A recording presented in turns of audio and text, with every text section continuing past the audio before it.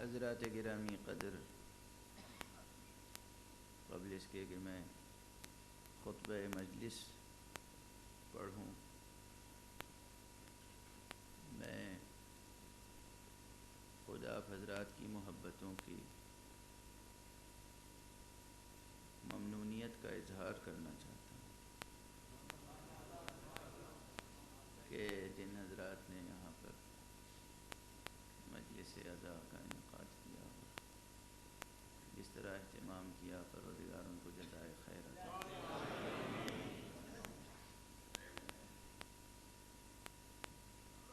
عزاداری ایک عبادت ہے، اسے تجارت نہ بننے دیں۔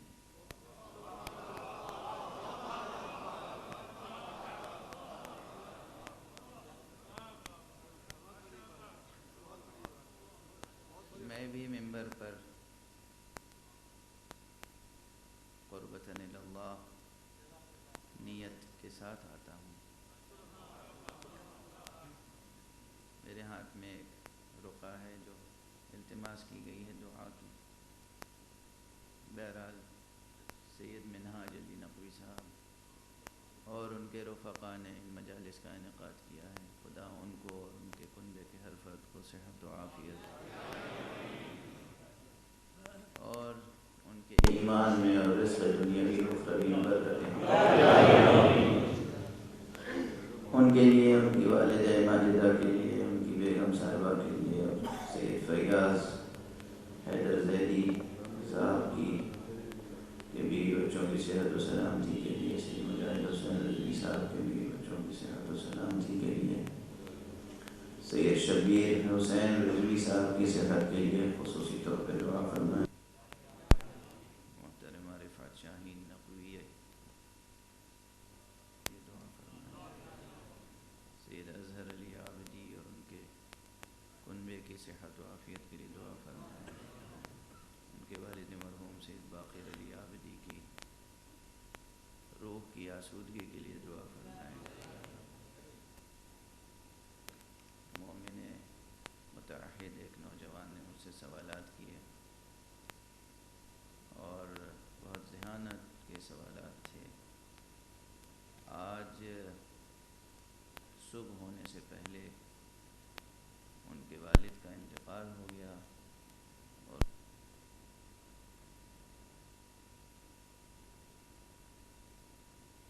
سورہ حمد کی قرأت فرمائیں۔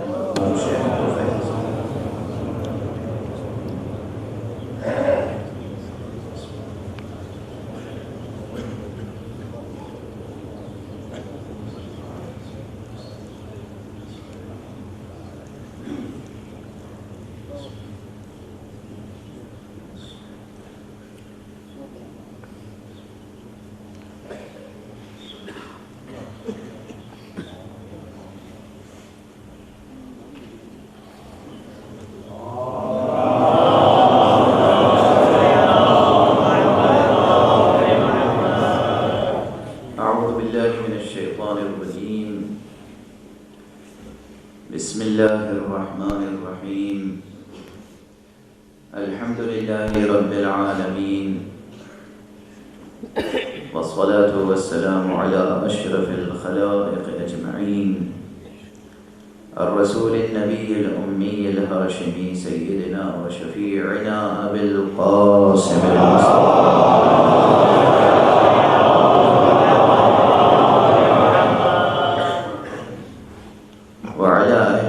الطيبين الطاهرين الهداة المهديين المعصومين المظلومين، واللعنة الدائمة على الظالمين أجمعين. أما بعد، فقد قال الله تعالى عز اسمه في محكم كتابه ومتقن خطابه. بسم الله الرحمن الرحيم. إنا عرضنا الأمانة على السماوات والأرض والجبال فأبين أن يحملنها وأشفقن منها وحملها الإنسان إنه كان ظلوما جهولا. صلوات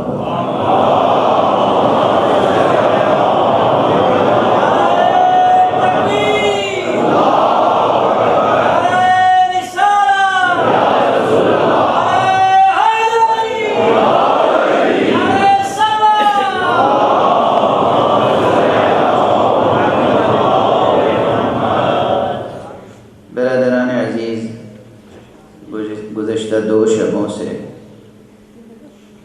قرآن مجید کی اسی آیت کریمہ کے ذیل میں کچھ معروضات پیش کر رہا ہوں. آپ حضرات کے اذہان عالیہ میں سلسلہ گفتگو محفوظ ہوگا.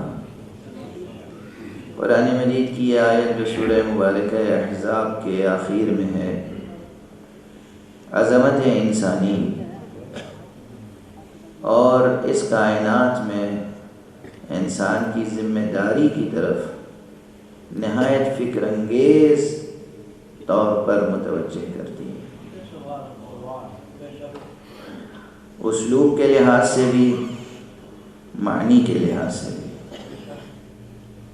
ارشاد الہی ہے کہ ہم نے ایک امانت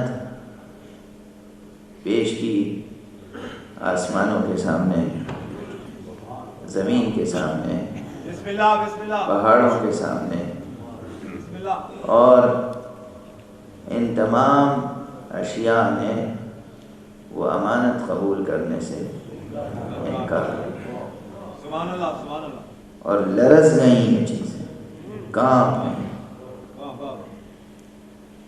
اور انسان نے بڑھ کر وہ بار امانت اٹھا لیا. اور انسان تو بہت ہی ستمگر اور بہت ہی نادان ہے.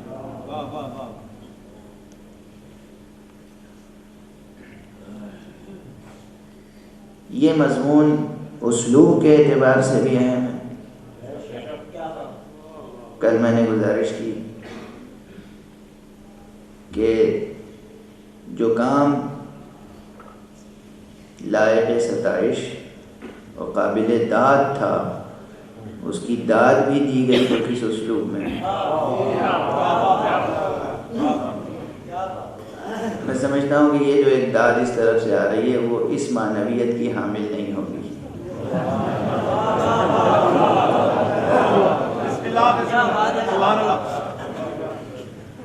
مجھے گفتگو کرنے دیں.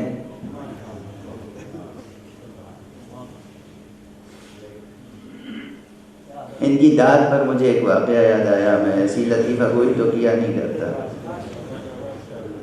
کہتے ہیں کہ برنارڈ شاہ بہت بڑا خطیب تھا. وہ کسی شہر میں گیا تو لوگوں کو اشتیاق تھا اس کی تقریر سننے کا، اہتمام کیا گیا، لیکن اسے وہاں کے سامعین کے ذوق پر کچھ اعتماد نہ تھا. میرے ساتھ ایسا کوئی معاملہ نہیں ہے.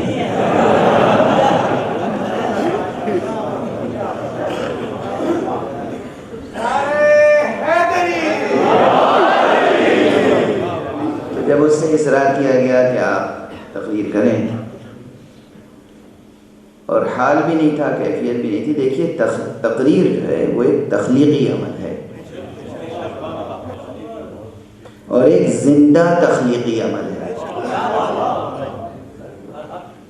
شعراء اگر ان کے لیے بار خاطر نہ ہو تو میں عرض کروں کہ وہ فی البدی اشعار کم کہتے ہیں. کبھی کبھی موقع آتا ہے کہ فی البدی کچھ ہو جائے، ورنہ غزل اطمینان سے کہہ لی اور زندگی بھر سناتے پھر رہے ہیں. نظم تخلیق کر لی، سنا رہے ہیں. افسانہ لکھ لیا، پیش کر رہے ہیں.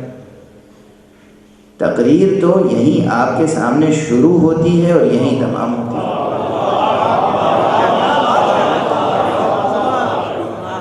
یہ زندہ تخلیق تخلیقی عمل ہے۔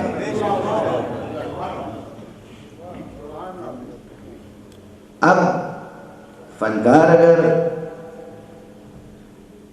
جینوئن ہے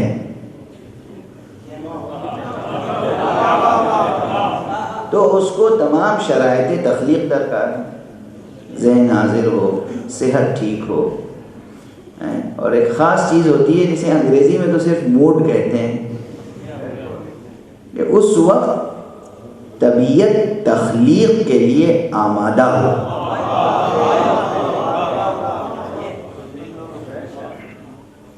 کوئی سننے کے لیے آمادہ ہو یا نہ ہو، تخلیق کے لیے تو آمادہ ہو۔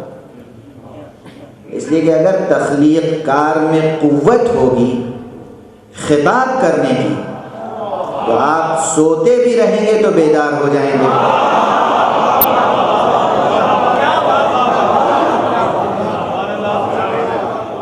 سو کے دکھائیے آج۔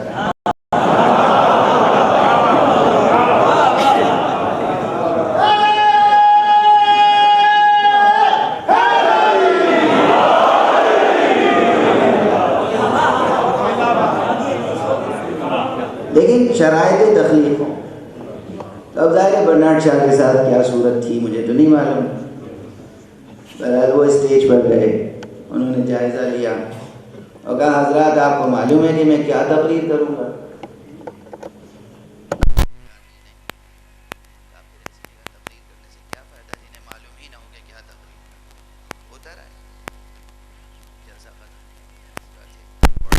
اور آریٹر اور جینیس، کسی کی مجال تھی جو اس کو اس کے ارادے سے باز کرتا۔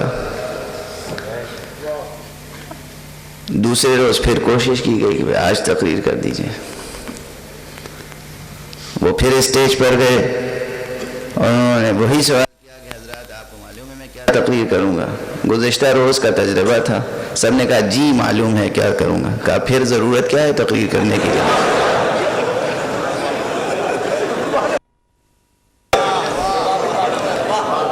جب میں نے آیت پڑھی تو یہ پہلے ہی داد دینے لگے، گویا انہیں معلوم ہی میں کیا پڑھوں گا۔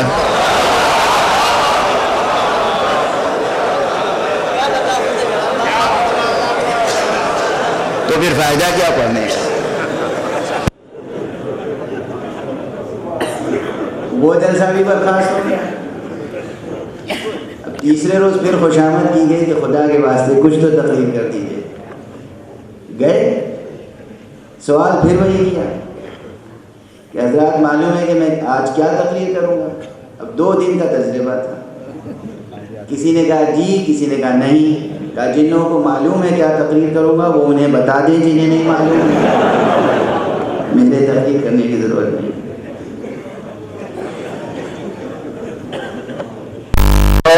دیکھیے ہر سخن موقع و ہر نقطہ مقام ادارت، داد کا بھی محل ہوتا ہے، درود کا بھی محل ہوتا ہے، نعرے کا بھی محل ہوتا ہے۔ ہر سخن موقع و ہر نقطہ مقام ادارت۔ مجھے توقع ہے کہ میری یہ گفتگو آپ حضرات کے لیے بار خاطر نہ ہوئی ہوگی۔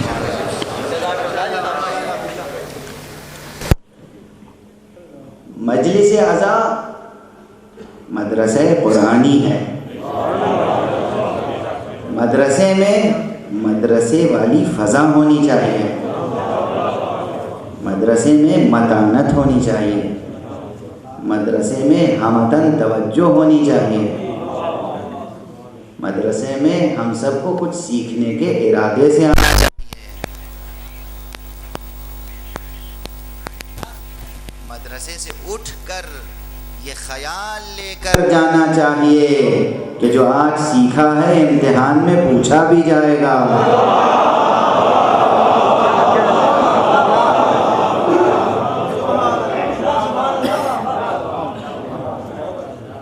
یہ مدرسہ ہے، یہ مدرسہ قرآن ہے، یہ دانشگاہ حسینی ہے، یہ دانشگاہ قرآنی ہے، یہ دانشگاہ اسلامی ہے۔ یہاں صرف لذت سماعت اور لذت گفتار کے لیے نہیں آنا چاہیے۔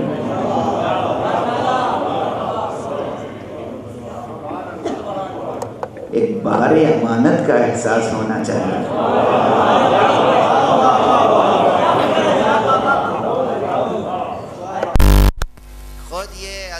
کا انسٹیٹیوشن یہ ایک امانت ہے. اس امانت کو ضائع ہونے سے بچائیں، اس کے تقدس کو محفوظ رکھیں، اس کی علمی اور روحانی اسپرٹ کو محفوظ رکھیں، اس کو تجارت نہ بننے دیں. عزاداری سرکار سید الشہداء کو انڈسٹری نہ بنائیں.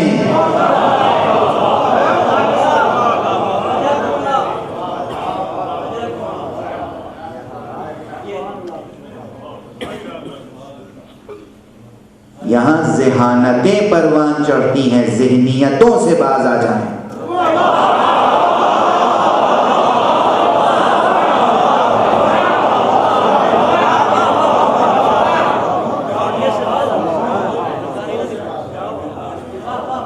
ہر شخص اپنی ایک ذہنیت لے کے آتا ہے.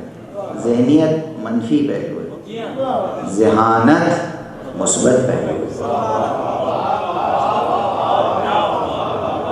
ذہانت پروان چڑھتی ہے. یہاں ذہانتیں پروان چڑھتی ہیں، یہاں ذہانتیں پروان چڑھتی ہیں. یہاں قلب کو طہارت نصیب ہوتی ہے.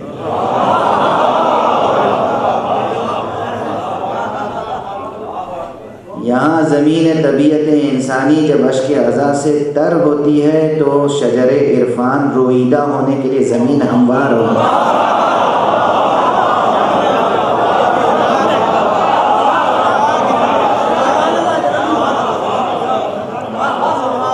ہمارے آنسو بھی پاکیزہ ہونے چاہیے، بے لوث و بے غرض ہونے چاہیے. ہماری داد بے لوث بے غرض ہونی چاہیے. ہمارے نعرے بے لوث بے غرض ہونے چاہیے. ہمارا بیان بے لوث بے غرض ہونا چاہیے. ہمیں جو کچھ جزا ملے گی وہ سرکار سید الشہداء سے ملے گی. آپ کو جو انعام ملے گا وہ سرکار سید الشہداء سے ملے گا.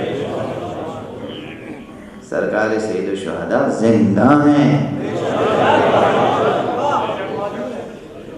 شہداء راہ خدا زندہ ہیں اور وہ تو سید الشہداء ہیں.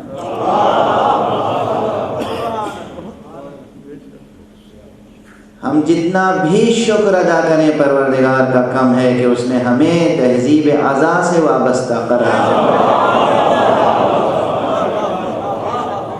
لیکن یہ چند نعمتیں ہیں جن کا شکر ادا نہیں ہو سکتا. ویسے تو اس کی کسی ایک نعمت کا شکر ادا نہیں ہو سکتا. ہم کس کس نعمت کا شکر ادا کر سکتے ہیں؟ فَبِأَيِّ آلَاءِ رَبِّكُمَا تُكَذِّبَانِ. اگر وہ چیز سامنے ہو تو کہا جا سکتا ہے کہ فَبِأَيِّ آلَاءِ رَبِّكُمَا فَلِأَيِّ آلَاءِ رَبِّكُمَا تَشْكُرُونَ. تم پروردگار کی کس نعمت کا شکر ادا کرو گے؟ کسی نعمت کا شکر ادا نہیں کر سکتے. لیکن چند نعمتیں ایسی ہیں کہ جن کے لیے واقعاً خصوصیت سے کہا جا سکتا ہے اور کہا جانا چاہیے کہ ہم ان نعمتوں کا شکر ادا نہیں کر سکتے. سب سے بڑی نعمت یہ ہے کہ اس نے ہمیں بشر بنایا، انسان بنایا. اس سے بڑی نعمت یہ ہے کہ اس نے نور ہدایت محمدی کو بشر کی شکل میں مبعوث کیا.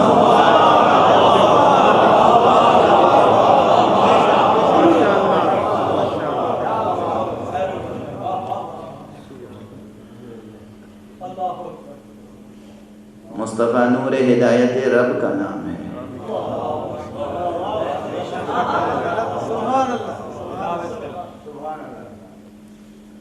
انسان اپنے کو اشرف المخلوقات سمجھتا ہے. میں 2 دن سے عظمت انسانی کی بات کر رہا ہوں، میں اس کے باوجود یہ جملہ کہہ رہا ہوں. اس پہ سوچئے گا. ہم اور آپ اشرف المخلوقات کہلانے کے لائق ہیں. کون سی چیز ہے جس سے ہم نہیں ڈرتے؟ کون سی چیز ہے جس سے ہم خائف نہیں ہوتے؟ کون سی چیز ہے جس کا ہم حرص نہیں رکھتے؟ کون سی چیز ہے کائنات میں جس کے ہم نیاز مند و محتاج نہیں ہیں؟ اشرف المخلوقات کہلانے کے مستحق ہیں. ہم خاکی، ہم خاطی، ہم جانی. جانی کے معنی معلوم ہے نا؟ جانی کے دو معنی ہیں. عربی میں جانی کہتے ہیں گناہگار کو، جنایت کار. ہم خاکی، خاطی، جانی، عاصی، آنی، فانی. ہم اشرف المخلوقات کہلانے کے اگر مستحق ہوئے ہیں تو صرف اس لیے کہ اللہ کے ان نورانی بندوں نے خاکسارانہ ظہور اختیار فرما لیا اس شکل میں جو شکل ہمیں عطا کی گئی.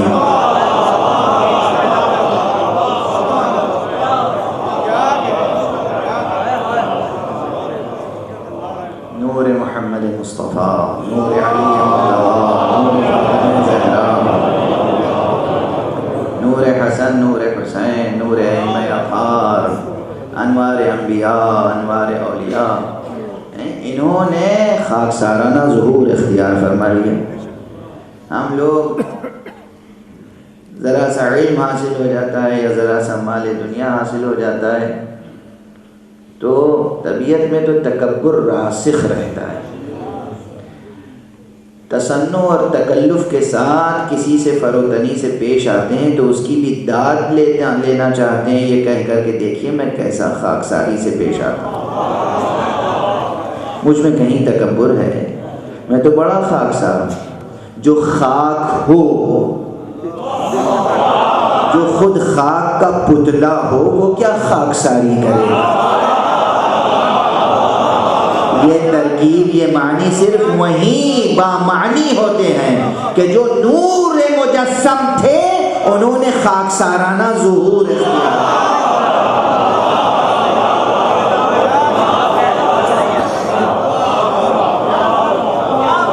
خاکساری کے معنی بس وہاں ظاہر ہوتے ہیں.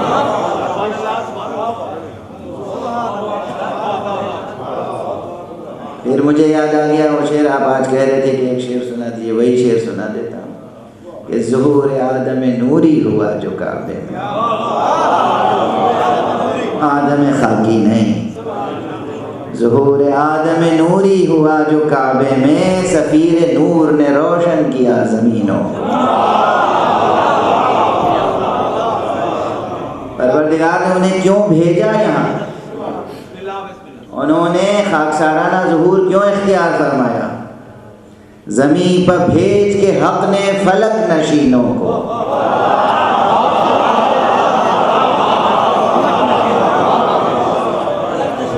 زمین پر بھیج کے حق نے فلک نشینوں کو، فلک کی راہ دکھائی زمین گزینوں کو.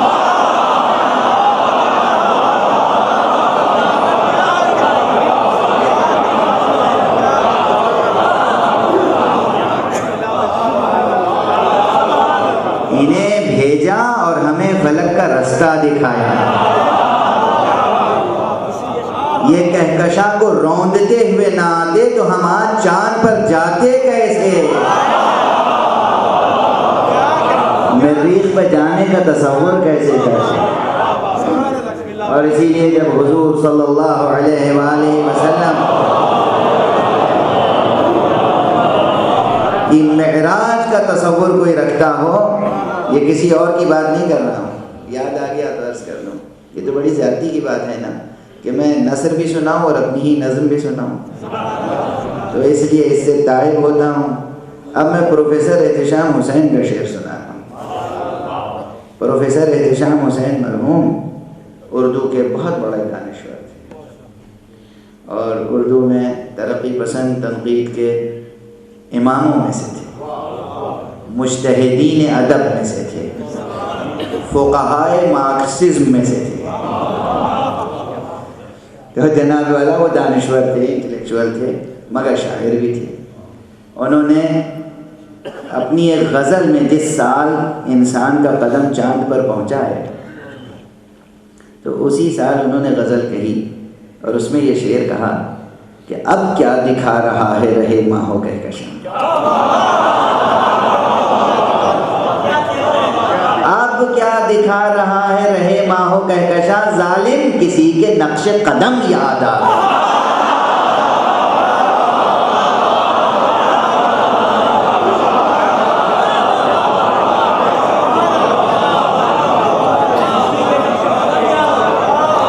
اب کیا دکھا رہا ہے رہے ہو کہکشاں ظالم. غزل کا ڈکشن ہے. ظالم کسی کے نقش قدم یاد آ گئے.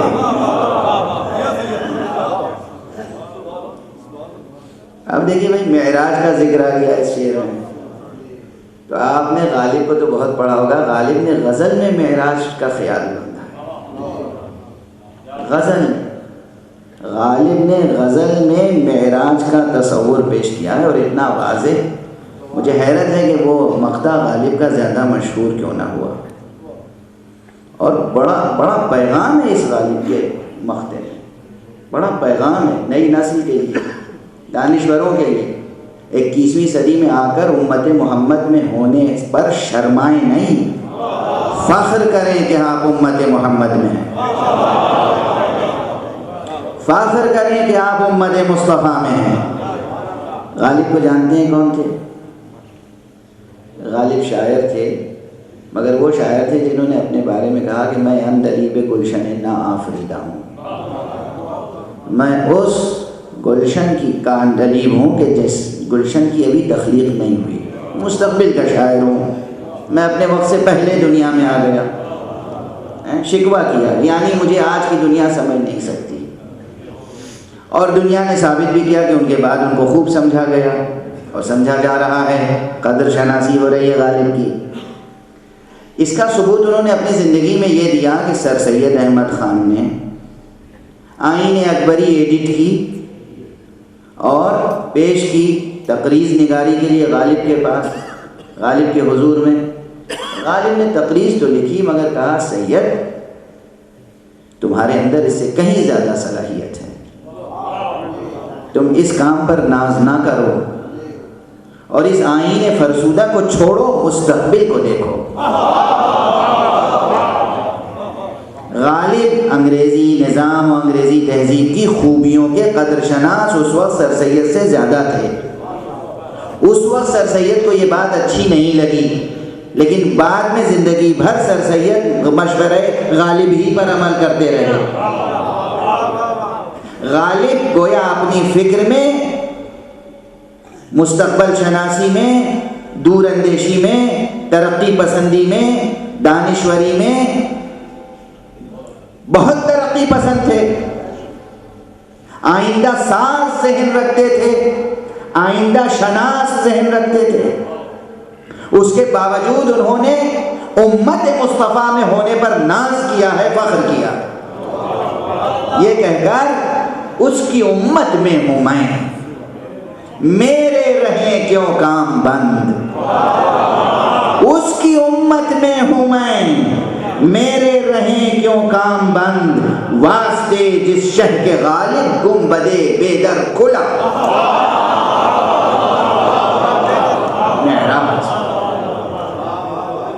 معراج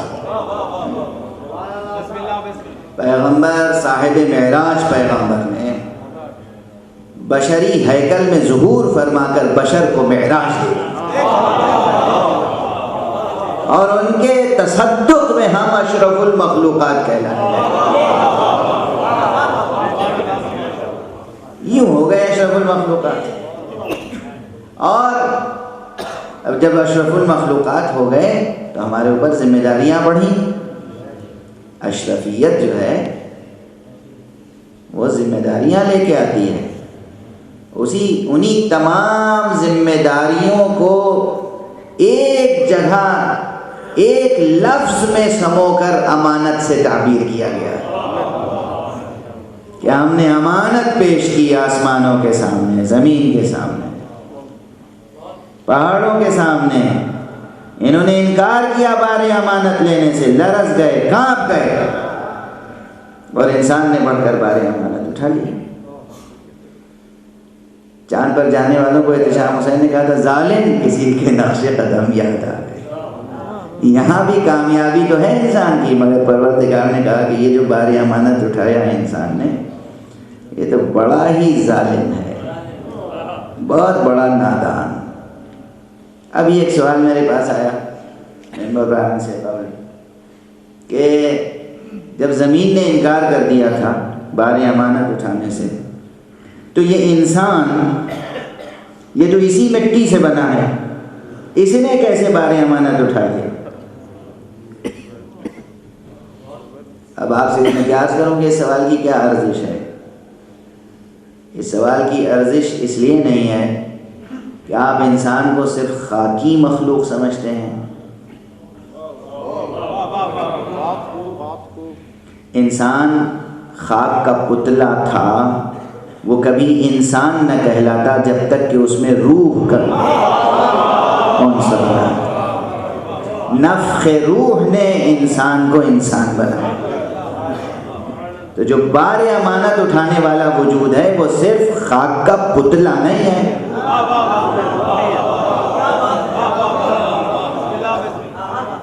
خاک کے پتلے نے بار امانت نہیں اٹھایا، بار امانت تو اس وجود نے اٹھایا ہے کہ جو ذی روح ہے اور جو سراپا روح ہے۔ دوسرا سوال آیا تھا دن میں، میری ہی تقریروں سے اٹھا تھا، اور وہ سوال یہ تھا کہ آپ نے کہہ دیا انسان ایک وحدت ہے، اور ہم تو سنتے آئے، کسی سے سنا کہ انسان 3 چیزوں کا مجموعہ ہے، اور کسی سے سنا 2 چیزوں کا مجموعہ ہے، کوئی کہتا ہے انسان جسم، روح اور نفس کا مجموعہ ہے، کوئی کہتا ہے انسان روح اور جسم کا مجموعہ ہے، کوئی کہتا ہے انسان بے شمار چیزوں کا مجموعہ ہے۔ آپ کہہ رہے ہیں انسان ایک وحدت ہے۔ میں نے اس کا جواب اس وقت بھی عرض کیا تھا، پھر عرض کر رہا ہوں۔ دیکھیے، ایک ہوتی ہے عمومی خطابت۔ عمومی خطابت کی تعریف یہ ہے منطق کی کتابوں میں کہ مقبولات پر اس کی بنیاد ہوتی ہے۔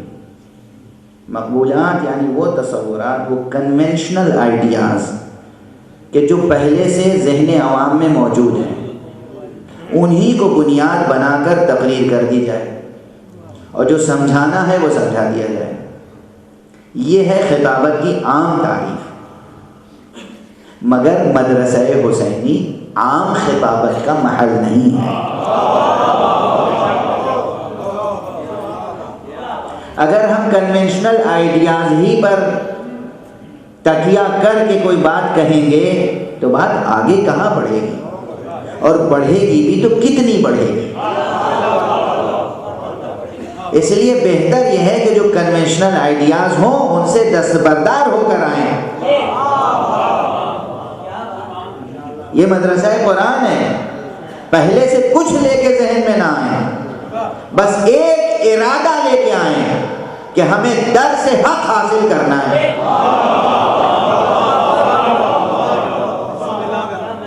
ہمیں تو وہ تصورات لینے ہیں جو قرآن نے پیش کیے ہیں، ہمارے ذہن میں جو بھی تصورات ہیں وہ ناقص ہیں، اور اسی لیے میں نے وہ کنونشنل آئیڈیا ریجیکٹ کر دیا کہ انسان 2 چیزوں کا مجموعہ نہیں ہے، انسان ایک وحدت ہے، ایک وحدت۔ جب تک اس خاکنائے دہر میں ہے انسان، ایک وحدت ہے۔ اب یہ وہ بنیادی مطالب ہیں کہ جنہیں مکرر عرض کرنا پڑتا ہے، اور میری طبیعت حرف مکرر سے گریزہ رہنا چاہتی ہے۔ آنے سے پہلے میں نے لاہور میں عرض کیا تھا، یہ جملہ مختصراً یہاں بھی سن لیجیے۔ روح انسانی یا نفس انسانی، اور نفس انسانی نہیں، روح انسانی یا نفس انسانی یا ذات انسانی یا حقیقت انسانی۔ اس کی تخلیق کے لیے اس دنیا میں کیا اصول ہے؟ عالم اسلام کے بزرگوار فلسفی حضرت ملا محمد ابن ابراہیم شیرازی، معروف بملا صدرہ، انہوں نے ایک چھوٹا سا جملہ دے دیا ہے، النفس جسمانیت الحدوث روحانیت البقاء۔ نفس انسانی حدوث میں آنے کے لیے، حیز وجود میں آنے کے لیے، عالم شہود میں آنے کے لیے، اس دنیا میں ظاہر ہونے کے لیے جسم کا محتاج ہے، لیکن اپنے باقی رہنے کے لیے جسم سے بے نیاز ہے۔ توجہ ہے، روح ہماری تخلیق کے لیے جسم کی محتاج ہے، جسم کی نیاز مند ہے، جسم کی ضرورت مند ہے، مگر باقی رہنے کے لیے جسم کی ضرورت مند نہیں ہے۔ تمام تمہیدوں کو سمیٹ کر چونکہ باقی کچھ اور بھی عرض کرنی ہے، مثال عرض کر دوں کہ عطر گلاب حاصل کرنے کے لیے ابتداءً گلاب ضروری ہے،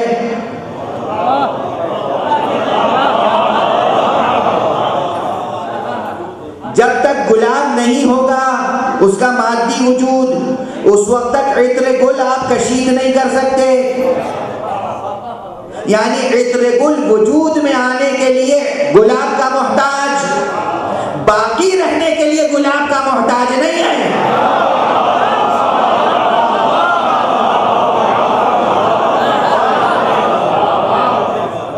جب گل کشید کر لیا، عطر گل کشید کر لیا، اب گل کی کوئی ضرورت نہیں ہے، وہ اس کا پیکر ظاہری رزق خاک بن جائے گا، رزق خاک بن جائے گا، عطر محفوظ رہے گا۔ اور کب تک محفوظ رہے گا؟ یہ منحصر ہے عطر کشید کرنے والے کی حکمت اور قدرت پر۔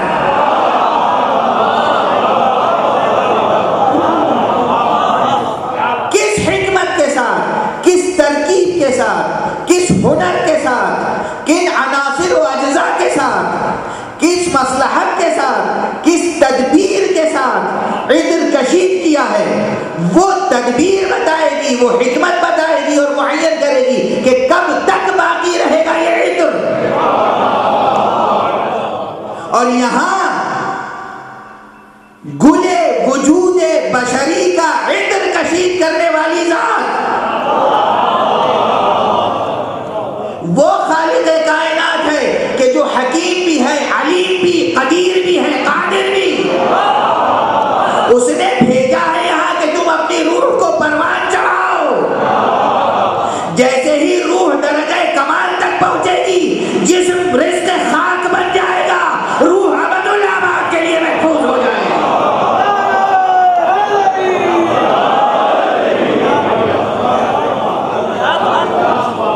لیکن جب تک یہاں ہے جسم و روح کی وحدت قائم رہے گی، وحدت قائم رہے گی۔ گلاب اور خوشبو گل اور خوشبو گل دو چیزیں ہیں یا ایک؟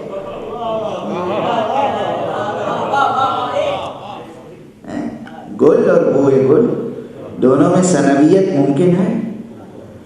نہیں ممکن ہے۔ اسی طرح انسان اور روح میں ثنویت ممکن نہیں ہے۔ انسان ایک وحدت ہے، جسم اور روح میں دوئی نہیں ہے، عقل اور عشق میں دوئی نہیں ہے، علم اور عشق میں دوئی نہیں ہے، اسی طرح عقیدے اور عمل میں دوئی ممکن نہیں ہے۔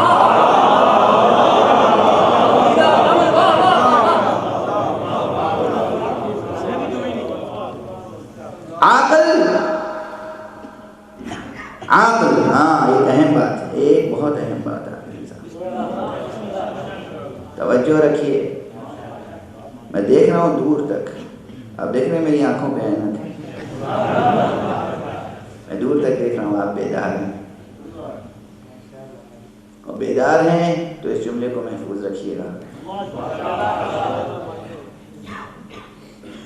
لوگ کہتے ہیں کہ عقیدہ تو دل کا معاملہ ہوتا ہے، یہ مغالطہ ہے، یہ مغالطہ ہے، کھلا ہوا مغالطہ۔ عقیدہ عقل طے کرتی ہے، عمل کے لیے دل آمادہ کرتا ہے۔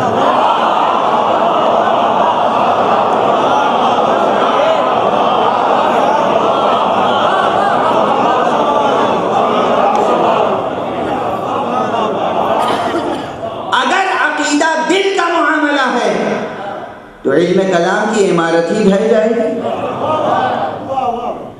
اب آپ فلسفیانہ دلیلیں پیش کریں گے کہ خدا ایک ہے، فلسفہ تو عقل کا معاملہ ہے۔ یہ کس لیے کتابیں لکھی جاتی ہیں کہ خدا کوئی خالق ہے، وہ خالق واحد ہے، وہ واجب الوجود ہے، اس کے صفات ہیں، کچھ صفات ثبوتیاں ہیں، کچھ صفات سلبیاں ہیں۔ یہ سب عقل کی بات ہے یا دل کی؟ خدا کو عقل قبول کرتی ہے، قبول عقل کرتی ہے، جگہ دل دیتا ہے۔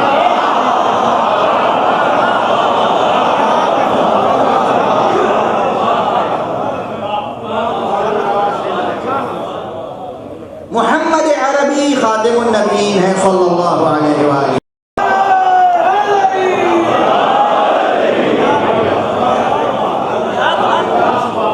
لیکن جب تک یہاں ہے جسم و روح کی وحدت قائم رہے گی، وحدت قائم رہے گی۔ گلاب اور خوشبو، گل اور خوشبو گل دو چیزیں ہیں یا ایک؟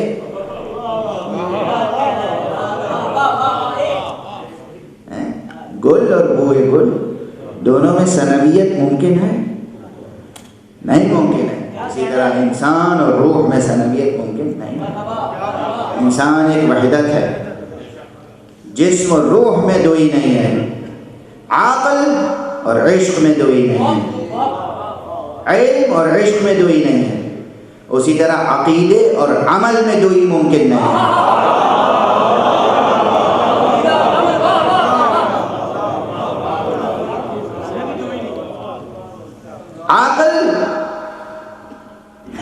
عقل ہاں ایک اہم بات ہے، ایک بہت اہم بات ہے، توجہ رکھیے۔ میں دیکھ رہا ہوں دور تک، آپ دیکھ رہے ہیں میری آنکھوں پہ عینت ہے، میں دور تک دیکھ رہا ہوں، آپ بیدار ہیں، اور بیدار ہیں تو اس جملے کو محفوظ رکھیے گا۔ لوگ کہتے ہیں کہ عقیدہ تو دل کا معاملہ ہوتا ہے، یہ مغالطہ ہے، یہ مغالطہ ہے، کھلا ہوا مغالطہ۔ عقیدہ عقل طے کرتی ہے، عمل کے لیے دل آمادہ کرتا ہے۔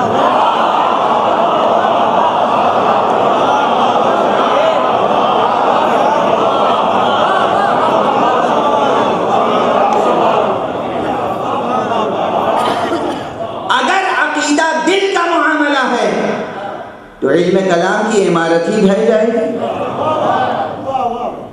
اب آپ فلسفیانہ دلیلیں پیش کریں گے کہ خدا ایک ہے، فلسفہ تو عقل کا معاملہ ہے۔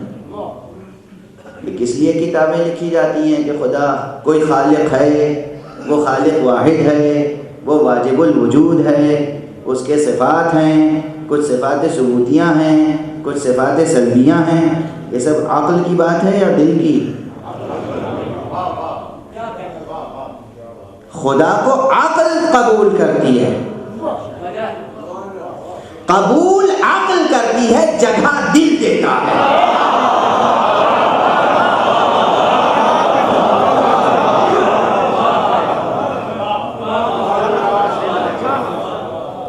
محمد عربی خاتم النبیین ہے صلی اللہ علیہ وآلہ وسلم۔ عقیدہ ہے نا، دل طے کرے گا، عقل دیکھے گی کہ پیغمبر میں صفات کیا ہونے چاہیے، اصل نبوت کسے کہتے ہیں، اصل نبوت کی ضرورت بھی ہے کہ نہیں، یہ بحث ہے علم کلام۔ پورا آپ کا جو دوست ملک ہے نا جہاں سے میں آیا ہوں، یقین کیجئے دوست ملک ہے، وہ الگ بات ہے کہ چھیڑ خوباں سے چلی جائے اصل، وہ ایک الگ مسئلہ ہے، لیکن دوستی رہے گی انشاءاللہ۔ تو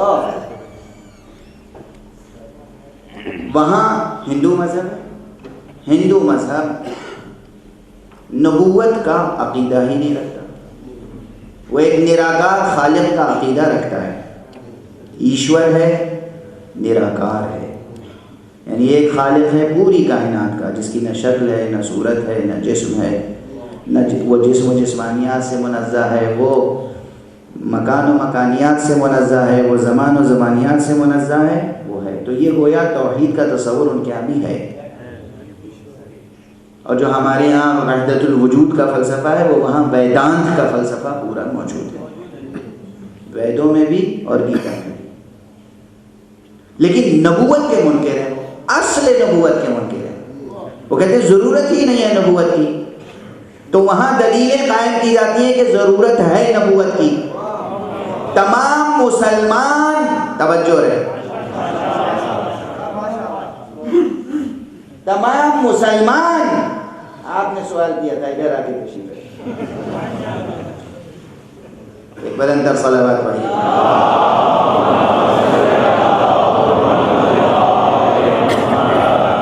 تمام مسلمان جو کلمہ لا الہ الا اللہ پڑھتے ہیں، جو قرآن مجید پر ناز کرتے ہیں، جو قرآن مجید کو کافی سمجھتے ہیں،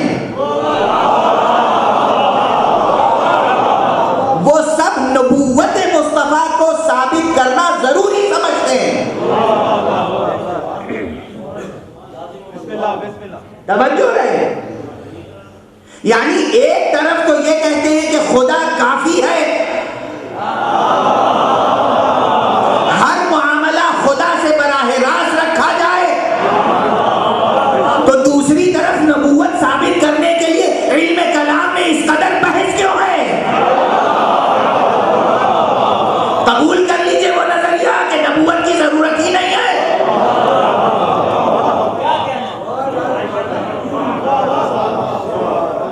نبوت کی ضرورت ہے، کوئی مسلمان ایسا نہیں ہے جو قرآن پر ایمان رکھتا ہو اور نبوت کی ضرورت کا قائل نہ ہو یا نبوت محمد کا قائل نہ ہو۔ توجہ رہے، کس لیے کی ضرورت محمد کی؟ تاکہ خدا اپنا پیغام بندوں تک پہنچائے۔ خدا قادر مطلق ہے، خدا کی قدرت لامتناہی، اس کا علم لامتناہی، اس کا ارادہ قوی، وہ حی و قیوم، وہ اپنا پیغام ہم تک پہنچانے کے لیے نبی کی وساطت کا محتاج نظر آتا ہے، اور یہ محتاج بندے، یہ محدود بندے، یہ خاکی بندے خدا سے گفتگو کے لیے کسی وساطت کی ضرورت نہیں۔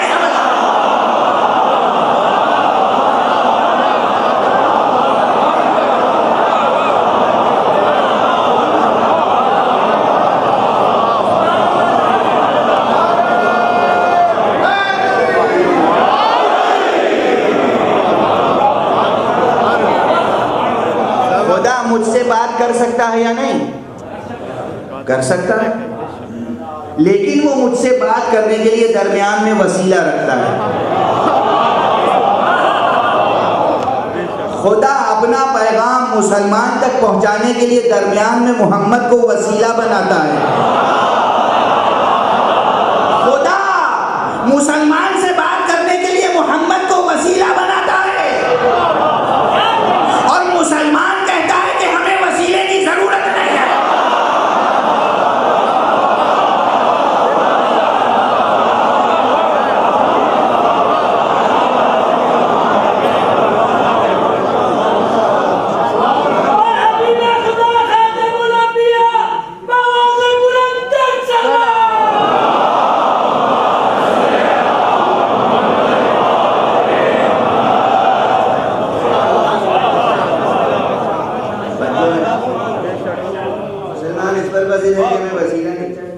اللہ کو چاہیے، ہمیں نہیں چاہیے،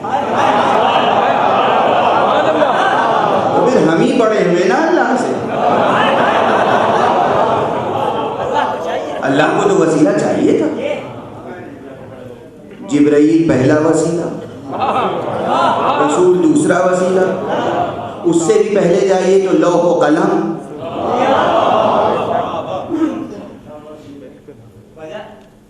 لوح قلم جبرائیل مصطفیٰ اور کتاب قرآن مجید، 5 وسیلے درمیان میں اللہ نے رکھے، ہم کیسے پنجے تن سے بے نیاز ہو جائیں؟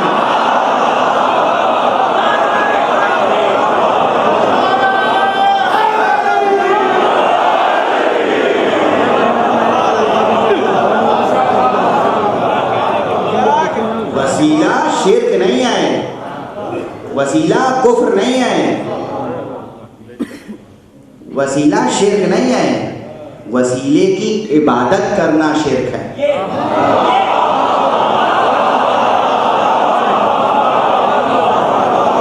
محمد کی عبادت کرنا شرک ہے، عبادت خدا کی کرو، اطاعت محمد کی۔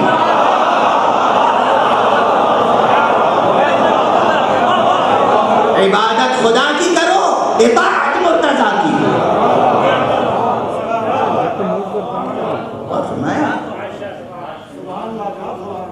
وسیلے کا انکار نہیں کر سکتے، وسیلہ شرک نہیں ہے۔ ہاں وسیلہ شرک بن جاتا ہے کب؟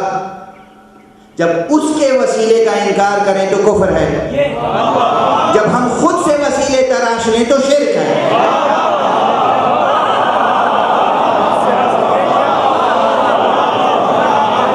سمجھے کہ کفر کیا ہے اور شرک کیا ہے؟ خدا کو قبول کیا نا تو خدا جو دے قبول کرو، خدا کے دیے ہو کو قبول نہ کرنا کفر، اور خدا کے دیے ہوئے کے مقابلے میں خود کچھ بنا لینا شرک۔ شرک کا معیار ہی یہ ہے، وہ کسی کو منتخب کر کے اپنے کسی معاملے میں شریک قرار دے دے تو یہ اس کا لطف و کرم ہے۔ بندہ کسی کو اس کے معاملے میں شریک قرار دے اپنی مرضی سے تو یہ شرک ہے۔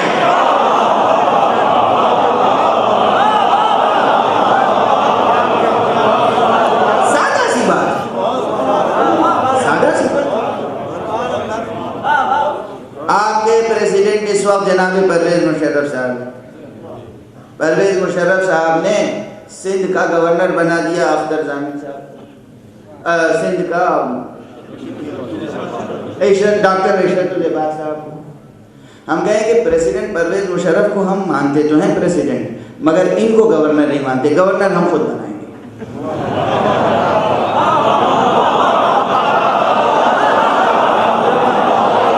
ملک چلے گا؟ نہیں چلے گا نا۔ ایک ملک نہیں چلے گا اگر پریزیڈنٹ کے بنائے ہوئے گورنر کو رد کر دیا، خدا کے بنائے ہوئے رسول یا ولی کو رد کرو گے تو دین کیسے چلے گا؟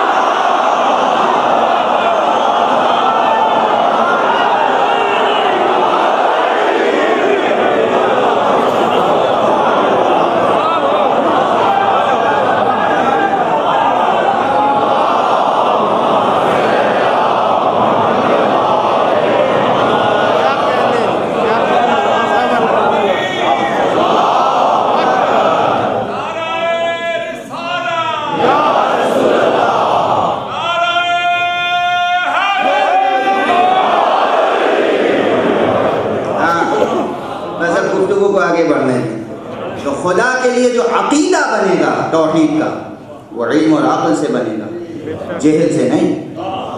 اسلام کی بنیاد ہی علم پر ہے، اسلام کی بنیاد جہالت پر نہیں ہے، اسلام کی بنیاد جہالت پر نہیں ہے، علم پر ہے۔ تو جو اسلامی عقائد ہیں وہ علم اور عقل پر مبنی ہیں، اسلام میں کوئی چیز غیر عقلی نہیں ہے۔ توحید کا عقیدہ عقلی عقیدہ ہے، نبوت کا عقیدہ عقلی عقیدہ ہے، ختم نبوت کا عقیدہ یہ بھی دل کا معاملہ نہیں ہے۔ آج موضوع میرا ختم نبوت نہیں ہے، کبھی اور ختم نبوت پہ گفتگو ہوگی۔ ختم نبوت بھی عقل فیصلہ کرتی ہے کہ محمد تک نبوت آ جائے تو اسے ختم ہو جانا چاہیے۔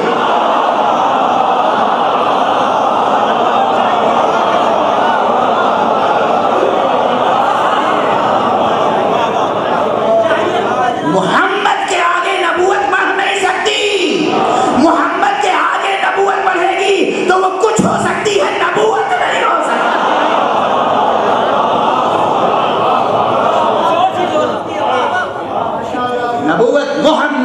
نبی صلی اللہ علیہ وآلہ وسلم.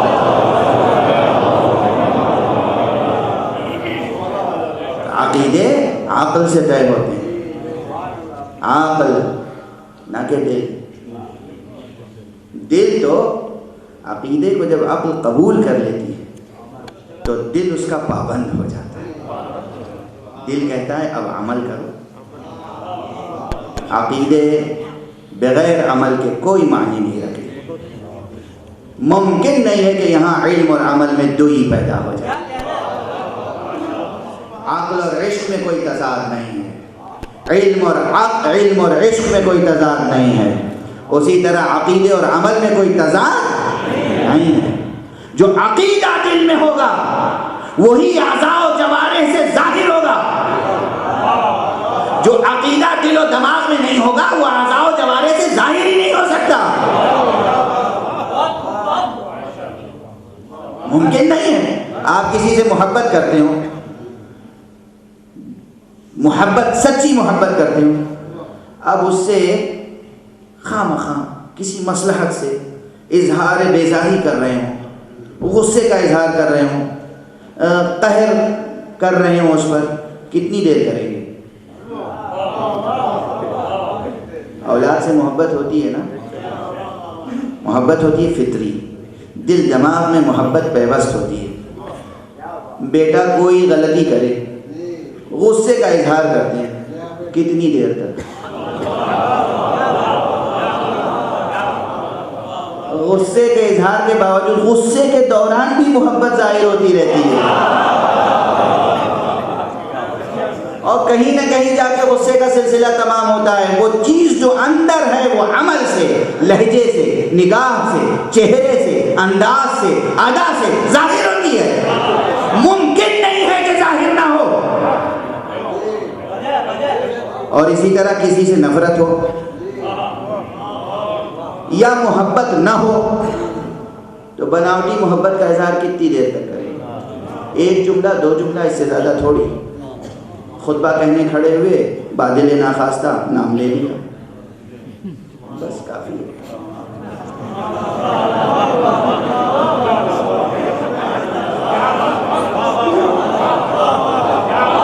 دستے در جوڑ کے عرض کرنا، دستے در جوڑ کے عرض کرنا. یہاں پہ ٹھہر کے ایک جملہ عرض کرنا چاہتا ہوں. ایک جملہ. ذہن انسانی ہر چیز کی ڈیفینیشن کی تلاش کرتا ہے. تعریف، ڈیفینیشن. انسان کا امتیاز یہی ہے. انسان حیوان ناطق ہے، یعنی منطقیت اس کی سرشت ہے. منطق کا کام کیا ہے؟ ہر چیز کی پرفیکٹ لاجیکل ڈیفینیشن کو معین کرنا، ایکسپلین کرنا، ڈیفائن کرنا چیزوں کو. منطق کا کام یہی ہے. تو آپ یہ بتائیے کہ محبت کسے کہتے ہیں؟ کیا ہے محبت؟ ڈیفینیشن کیا ہے محبت کی؟ اس مجمع میں کوئی ایسا ہے جس کو محبت کا تجربہ نہ ہو؟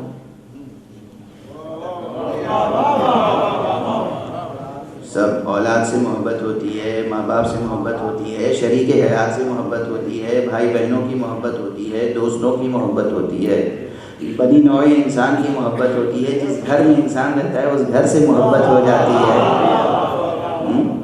اپنی ایک ایک چیز سے، اپنے متعلقات سے محبت ہو جاتی ہے. خاک وطن سے محبت ہوتی ہے. کن کن چیزوں سے محبت نہیں ہوتی؟ محبت ہوتی ہے، آپ سب کو محبت ہے، لیکن بتائیے محبت کی ڈیفینیشن کیا ہے؟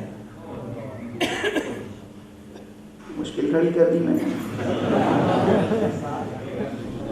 شعراء ہزاروں، لاکھوں، کروڑوں شعر کہہ چکے ہیں محبت پر.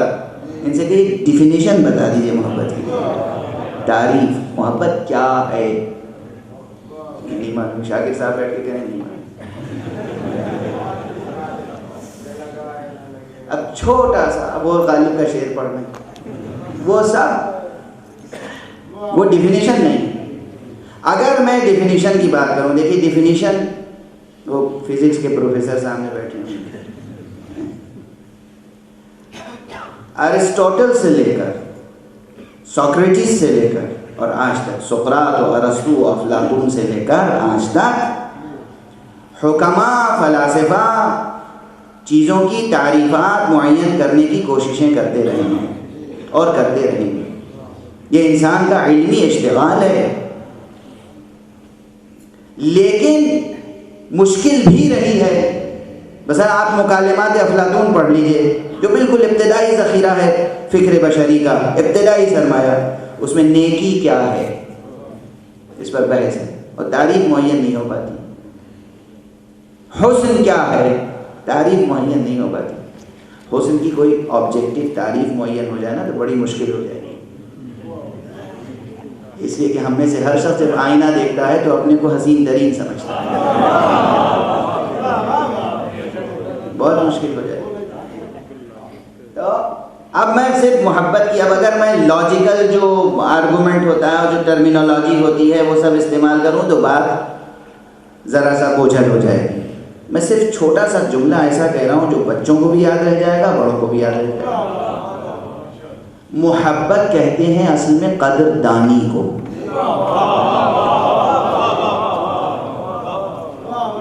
غور کر لیجیے اور پورے 1 سال غور کرتے رہیے گا.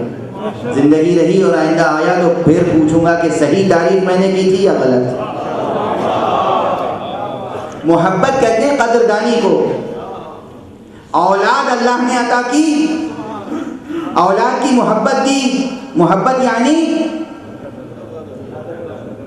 اولاد کی قدردانی.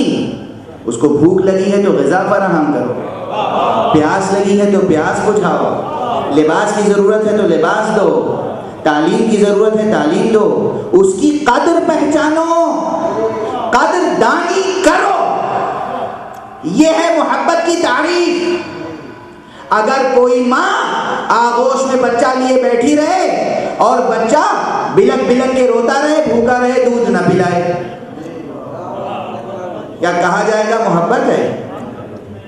بچہ رو رہا ہے اور ماں اسے کہہ رہی ہے میں تجھے بہت چاہتی ہوں بیٹا چپ ہو جا، میں تجھے بہت چاہتی ہوں بیٹا چپ ہو جا. یہی لوری دے رہی ماں، میں تجھے بہت چاہتی ہوں، میرے دل میں تیری بہت محبت ہے، میں ماں ہوں ماں، میرے دل میں ممتا ہے، چپ ہو جا. اسے دودھ چاہیے. محبت نام ہے قدردانی کا، قدردانی نام ہے حقوق کی ادائیگی کا.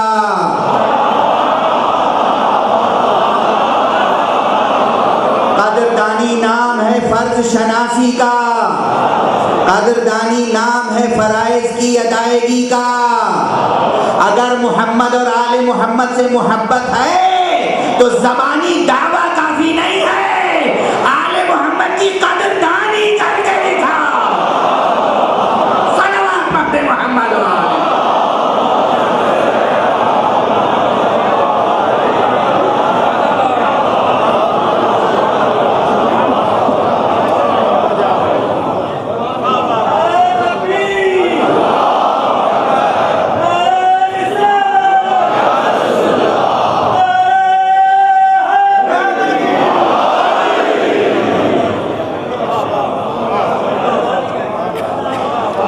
مسلمانوں کی آل رسول سے محبت تو ویسی ہے جیسے آج کے امریکن کلچر کی محبت ہوتی ہے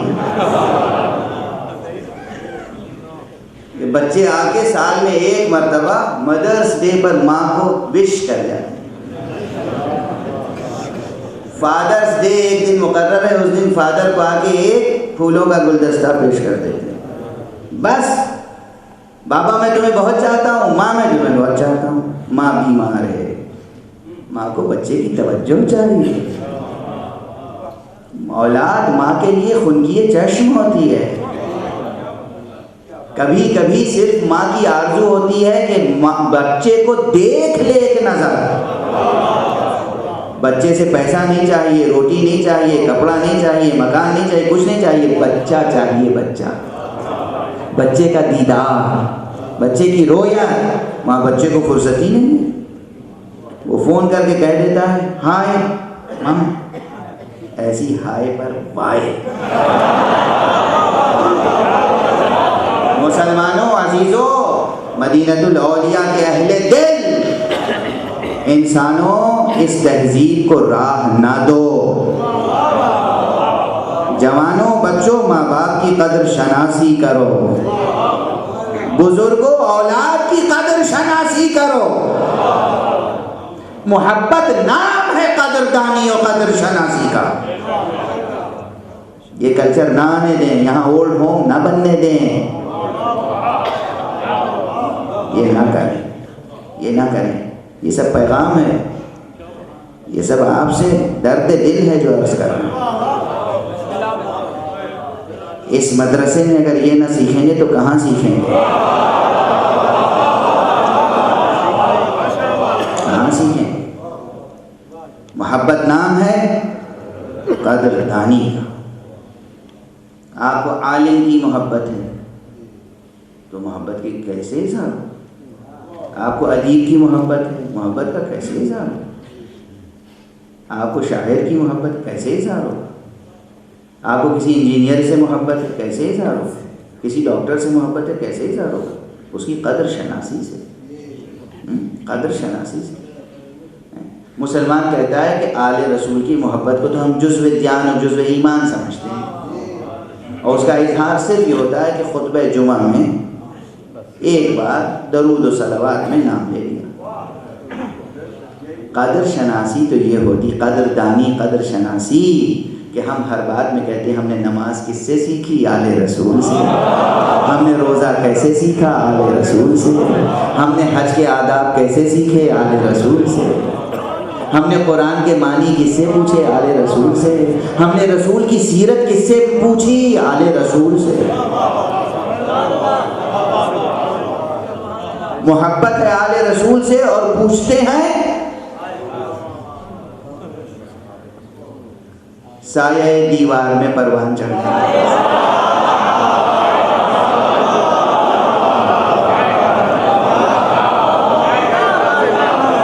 گھر کی بات گھر کے اندر والوں سے نہیں پوچھتے،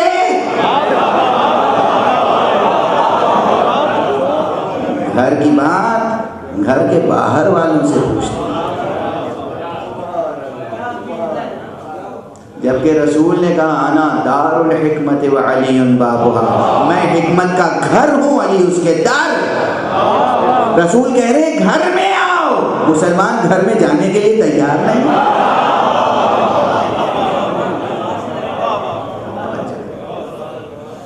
کیا عرض کروں، دھیرے دھیرے باتیں اور آتی چلی جاتی ہیں، اور موضوع جو ہے وہ پیچھے رہتا چلا جاتا ہے۔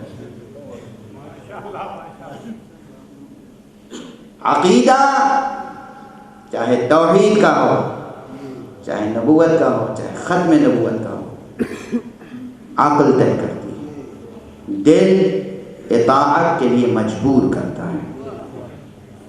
جو بھی عقیدہ، مسلمان کا عقیدہ ہو، کسی بھی صاحب مسلک کا عقیدہ ہو، ہمارے سامنے فرض یہ ہے کہ یہاں پر جتنے حضرات بیٹھے ہیں وہ اہل ولایت ہیں، زیادہ تر حضرات شیعہ ہیں، شیعہ اتنا عشری ہیں، مولا علی کا کلمہ پڑھنے والے ہیں۔ مولا علی کی ولایت کا اگر عقیدہ ہے تو اطاعت ان کی کون کرے گا؟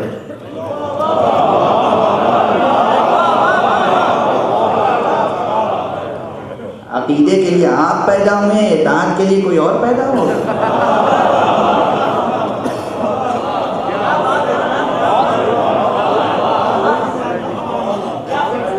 عقیدے کے لیے ہم آپ پیدا ہوئے ہیں، عقیدہ کافی ہے۔ وہ عقیدہ عقیدہ ہی نہیں ہے جو عمل سے ظاہر نہ ہو، اور یہ بھی میں نہیں کہہ رہا ہوں، امیر المومنین علی ابن ابی طالب علیہ السلام فرماتے ہیں العلم یہدف بالعمل فإن اجاب وإلا ارتحل۔ علم عمل کو آواز دیتا ہے، اگر عمل موجود ہوتا ہے تو علم ٹھہرتا ہے، اگر عمل وہاں نہیں ہوتا تو علم رخصت ہو جاتا ہے۔ کس کا جملہ ہے؟ امیر المومنین علیہ السلام کا جملہ ہے، نہج البلاغہ میں موجود ہے۔ دوسرا جملہ عجیب و غریب جملہ ہے، کس سرشاری کے ساتھ فرمایا ہے۔ فرماتے ہیں کہ میں اسلام کی ایک ایسی تعریف بیان کر رہا ہوں، لأنسبن الإسلام نسبة لم ينسبها أحد قبلی، میں آج اسلام کی ایک ایسی نسبت بیان کر رہا ہوں جو مجھ سے پہلے کسی نے بیان نہیں کی۔ اس کے بعد کیا فرمایا؟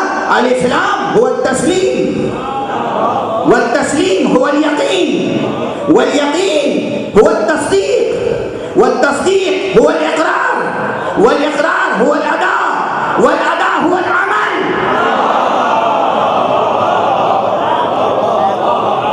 نہج البلاغہ، اسلام تسلیم کا نام ہے، یعنی سراسر سر بسر تسلیم ہو جاؤ پروردگار کے سامنے۔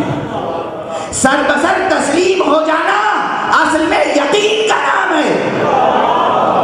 یقین نہ ہوگا تو سر خم ہو ہی نہیں سکتا۔ جب یقین کمال کے درجے پر ہوگا سر بسر تسلیم ہو جائے گا انسان۔ یقین کس کا نام ہے؟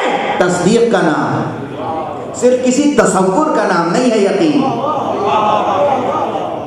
یقین کسی تصور کا نام نہیں ہے، یقین تصور کے ساتھ تصدیق کا نام ہے۔ امامت ایک تصور ہے، یہ امام ہیں، یہ تصدیق ہے۔ نبوت ایک تصور ہے، محمد نبی ہیں، یہ تصدیق ہے۔ توجہ ہے؟ تو تصور نہیں، تصدیق کا نام ہے، اور تصدیق دراصل اقرار کا نام ہے۔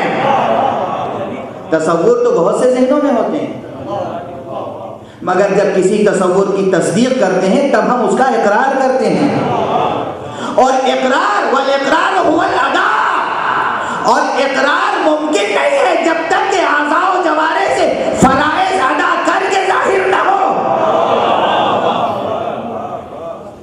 کوئی حاکم سامنے آگے کھڑا ہو جائے اور آپ اس کا احترام نہ کریں،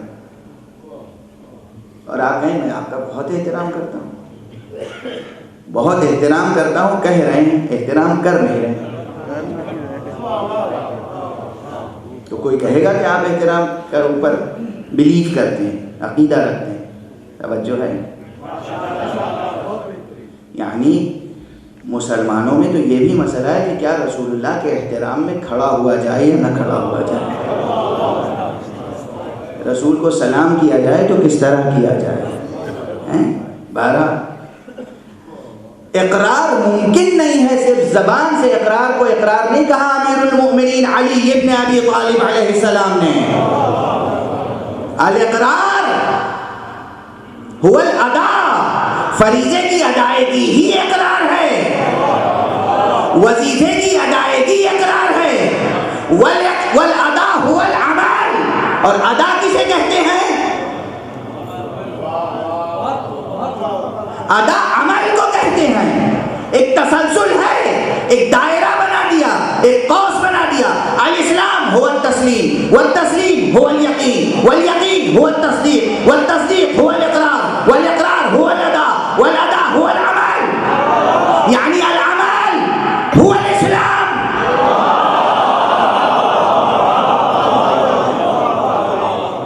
توجہ ہے؟ الاسلام هو العمل۔ زبانی کلمہ پڑھ لینا اسلام ہے ہی نہیں، عمل اسلام ہے، عمل اسلام ہے۔ تقلید کی نیت کر لینا تقلید نہیں ہے، عمل تقلید ہے۔ کچھ لوگ کہتے ہیں ہم نے نیت کر لی آیت اللہ سیستانی کے مقلد، کبھی نہ ان کا فتویٰ اٹھا کے دیکھا نہ کسی سے پوچھا، نیت کر لی گئے مقلد، عملاً جو جیسا سمجھ میں آتا ہے کر رہے ہیں۔ توجہ ہے؟ یہ تقلید نہیں ہے، تقلید نیت کا نام نہیں، تقلید عمل کا نام ہے۔ عقیدے اور عمل میں دو ہی ممکن نہیں ہے۔ ایک شخص آیا مسجد نبوی میں، بس دو واقعے عرض کروں گا اور بہت سی بحثیں رہ گئی، بالکل تشنا رہ گئی، جو آج میں چاہتا تھا پڑھوں وہ باتیں رہ گئی۔ دو مثالیں ہیں کہ عقیدہ اور عمل اس میں دو ہی ممکن نہیں ہے۔ ایک شخص آیا مسجد نبوی میں اور اس نے نماز پڑھنی شروع کی، حضور بیٹھے ہوئے، اس نے قیام کیا اور ابھی قیام میں تھا کہ ابھی رکوع میں، اور ابھی رکوع میں تھا کہ ابھی سجدے میں، اور سجدے میں گیا ہی تھا کہ پھر قیام میں حضور عجب انداز سے دیکھتے رہے، اور جب اس کی نماز ختم ہوئی تو اپنے قریب بیٹھے ہوئے لوگوں سے کہا کہ کاش اس کے دل میں خدا کا خوف ہوتا، اگر اس کے دل میں سچا خشوع و خضوع ہوتا تو ایسی نماز نہ پڑھتا، اس کے اعضاء و جوارح سے بھی ظاہر ہوتا کہ دل میں خوف خدا موجود ہے۔ یعنی دل کی کیفیت عمل سے جدا ہو نہیں سکتی۔ توجہ ہے، یہ ایک خدا اور بندے کا عقیدہ۔ اگر عقیدہ توحید ہے، اگر کلمہ لا الہ الا اللہ پڑھ رہے ہیں تو نماز کی شان ہی کچھ اور ہوگی، اور صرف نماز نہیں۔ ہم بازار میں ہوں گے تو ہمارے معاملے کی شان کچھ اور ہوگی، ہم ایوان سیاست میں ہوں گے تو ہماری سیاست کی شان کچھ اور ہوگی، ہم گھر میں ہوں گے تو بیوی بچوں سے معاملے کی شان کچھ اور ہوگی، ہم تنہا ہوں گے تو اپنے نفس سے معاملے کی شان کچھ اور ہوگی، ہم اپنے نفس کی لذتوں کو اسے حظ دینے کے لیے سوچیں گے کہ یہ جائز ہے یا جائز نہیں ہے، اس لیے کہ ہم اپنے نفس کے، اپنی روح کے اور اپنے جسم کے بھی خود مالک و مختار نہیں ہیں۔ خالق ہے، کلمہ لا الہ الا اللہ پڑھ چکے ہیں، جسم نہ جانے کتنی لذتیں مانگے گا، ہم وہی لذت دیں گے جو خدا اجازت دے گا، جسم نہ جانے کتنی غذائیں چاہے گا، ہم وہی دیں گے جو خدا اجازت دے گا۔ فرد کی سطح ہو، خانوادے کی سطح ہو، معاشرے کی سطح ہو، عقیدہ عمل سے جدا نہیں ہو سکتا۔ دوسری مثال، رسالت کا عقیدہ کیسا ہونا چاہیے؟ مسلمان رسول کو مان کر بھائی رسول سے نماز سیکھ لی، بس ہو گئی، اب رسول کی کیا ضرورت ہے؟ نماز ہی کے حوالے سے دوسرا واقعہ، مسجد نبوی میں ایک صحابی نماز پڑھ رہا ہے، رسول نے اسے نام لے کر پکارا، نام لے کر پکارا، وہ نماز پڑھتا رہا۔ کیا نماز پڑھنے والے ہیں، نماز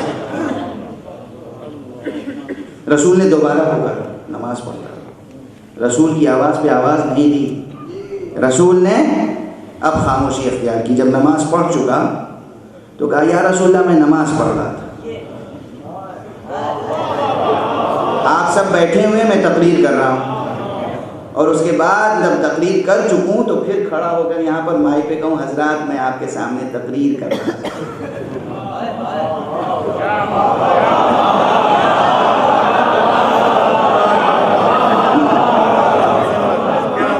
کیسا لگے گا؟ آپ میری ذہانت کے کتنے قائل ہو جائیں گے کہ 2 گھنٹے 2.25 گھنٹے تقریر فرمائی، اور پھر فرما رہے ہیں کہ میں تقریر کر رہا تھا۔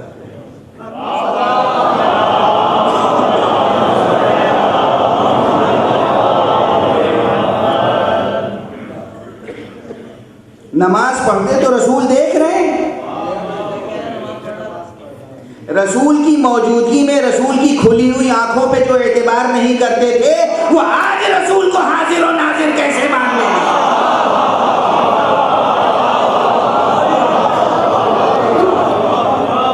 رسول بیٹھے ہیں، بیدار ہیں، دیکھ رہے ہیں، نماز پڑھ رہا ہے، پھر یہ پلٹ کے کہتا ہے میں نماز پڑھ رہا ہوں، اور رسول نے کہا یہ نماز تجھے سکھائی کس نے؟ اگر میری رسالت پر یقین ہے تو جب میں آواز دوں میری آواز پر آواز دینا ہی صلاۃ ہے۔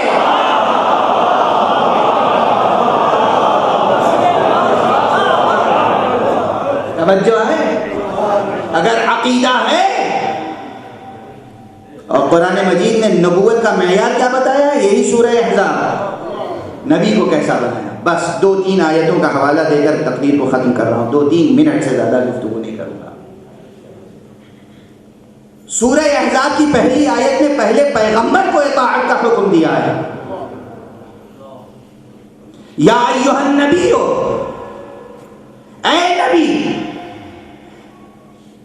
لا تطع کافرین والمنافقین، کافروں اور منافقوں کی اطاعت نہ کیجیے۔ یا ایھا النبی اتق اللہ، اے نبی اللہ کا تقوی اختیار کیجئے. یا ایھا النبی اتق اللہ ولا تطع الکافرین والمنافقین، پہلی آیت سورہ احزاب کی. اے نبی اللہ کا تقوی اختیار کیجئے، کافروں اور منافقوں کی اطاعت نہ کیجئے. اور آخر میں مومنین سے کہا گیا یا ایھا الذین آمنوا اتقوا اللہ. جو حکم رسول کو دیا وہی مومنین کو. توجہ ہے؟ رسول سے کہا اللہ کا تقوی اختیار کیجئے، مومنین سے کہا اللہ کا تقوی اختیار کرو. لیکن رسول سے کہا کہ کافروں اور منافقوں کی اطاعت نہ کیجئے گا. مومنوں سے کہا کہ اللہ کا تقوی اختیار کرو اور اللہ کے ساتھ رسول کی اطاعت کرو. اور جو اللہ کی اور اللہ کے رسول کی اطاعت کرے گا وہی سب سے بڑی کامیابی حاصل کرے گا. اور یہی اطاعت وہ امانت ہے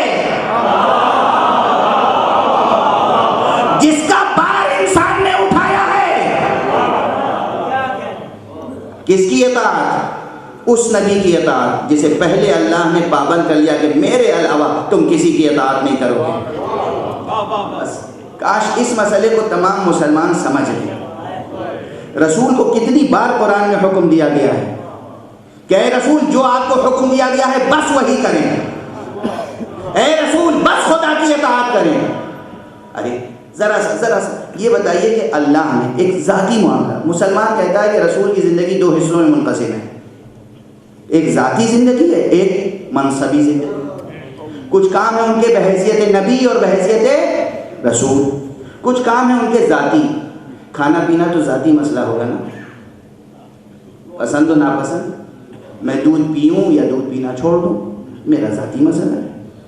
اس سے امت کا کیا تعلق؟ میں شہد پیوں یا شہد پینا چھوڑ دوں یہ میرا ذاتی مسئلہ ہے. امت کا کیا تعلق؟ قرآن مجید میں رسول اللہ نے اگر ایک موقع پر آپس میں گھریلو مسئلہ، وہ بھی کسی بیوی کی خاطر، کیا بیوی کی خاطرداری حرام ہے اسلام میں؟ اسلام نے تو عورتوں کی وہ ناز برداری کا حکم دیا ہے کہ کوئی دوسرا مذہب کیا دے گا. میں زیادہ احکام بیان نہیں کر رہا ہوں ورنہ آپ کے لیے گھر پہ مشکلات ہو جائیں. اسلام نے جو خواتین کو حق ادا کیا ہے اور ان کو عزت اور حرمت و مرتبہ دیا ہے کسی دین نے نہیں دیا ہے. نہ اسلام سے پہلے نہ اسلام کے بعد آج تک. کبھی اس پر مستقل سیمینار کر لیجیے، اس لیے کہ ہر بات مجلسی اسلوب میں بیان نہیں ہو پاتی. خواتین کو، عورتوں کو اسلام نے دونوں چیزیں، جو عزت، جو مرتبہ، جو عظمت دی ہے اور ساتھ میں جو ان کا حق ادا کیا ہے. یعنی وہی بات، عظمت اور قیمت. معروضی طور پہ جو حقوق ادا کیے ہیں وہ بھی، جو عظمت اور مرتبہ دیا ہے وہ بھی. اسلام کے علاوہ کسی نے آج تک نہ دیا نہ دے سکتا ہے.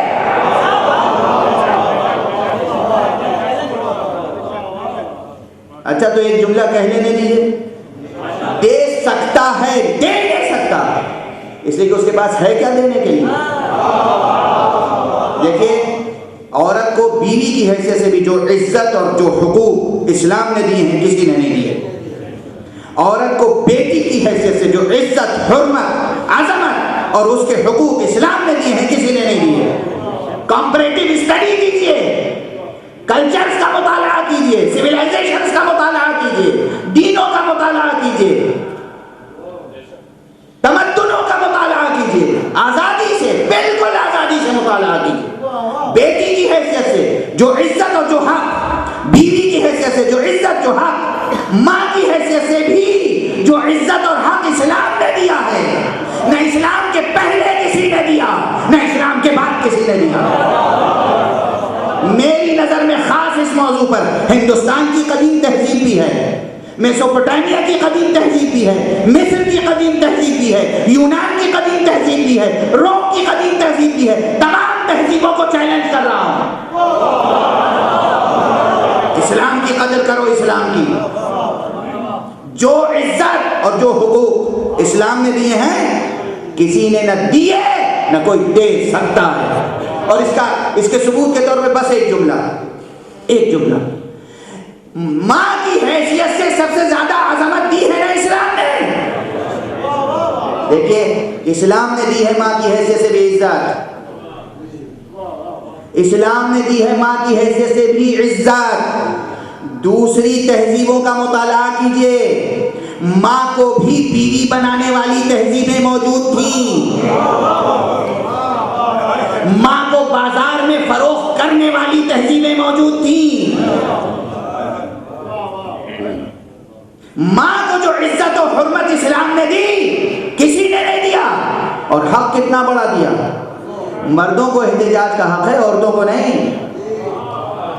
خزانہ قدرت میں دست مشیت میں جو سب سے قیمتی چیز تھی وہ مردوں کے قدموں میں نہیں عورت کے زیر قدم رکھی گئی.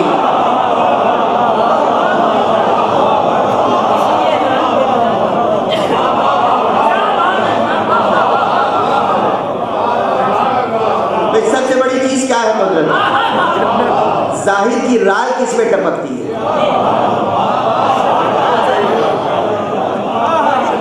مومن, مسلمان, صوفی, مجاہد, مرتاز, ریاضت کش کس کے لیے ریاضت کرتے ہیں؟ جنت کے لیے.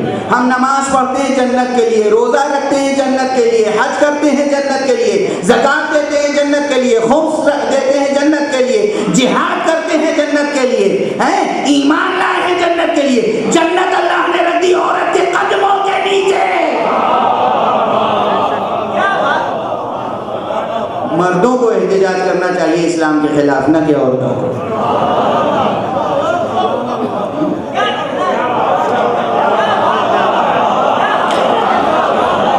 پروردگار مردوں نے کیا قصور کیا تھا؟ مردوں کے قدموں کے نیچے جنت تحت اقدام الامہات, ماؤں کے قدموں کے نیچے. اسلام نے عورت کو مرتبہ دیا. اسلام بہت مکمل دین ہے. اسلام کی قدر کریں. بات کہیں سے کہیں چلی گئی. میں تو تیزی کے ساتھ گفتگو کو مکمل کرنا چاہ رہا تھا, لیکن بہرحال یہ بھی بات درمیان میں آ گئی. آج آخری تقریر ہے تو یہ پیغام بھی لے جائیے تاکہ ہماری نوجوان بہنیں جو کالجز میں اسٹوڈنٹ کے طور پہ جاتی ہیں, جو یونیورسٹیز میں جاتی ہیں اور وہاں سے پولوٹڈ ذہن لے کے آتی ہیں, ویسٹرن میڈیا, ویسٹرن کلچر اور سو کالڈ کون سا, وہ تو اصطلاحی ممبر پہ مناسب نہیں. عورتوں کا تو کوئی حق ہی نہیں ہے اسلام میں. عورتوں سے زیادہ حق اس کا.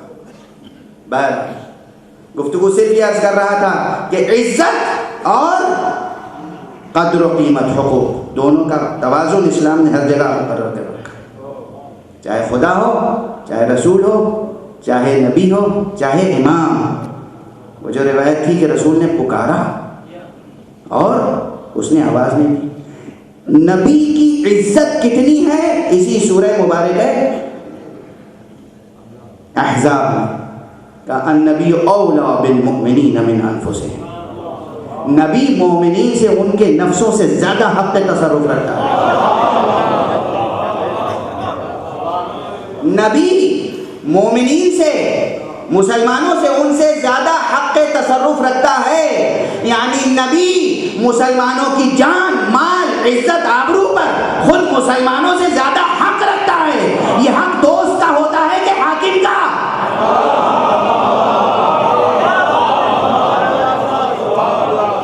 توجہ رہے. اتنا مرتبہ کیوں دیا اسلام نے نبی کو؟ اس لیے کہ نبی کی ذاتی زندگی میں بھی بیوی کی ناز برداری کا حق سب کو ہے, نبی کو نہیں ہے. بیوی کی خاطر کا اچھا ٹھیک ہے تمہیں پسند نہیں ہے تو میں آج سے شہد نہیں پیوں گی.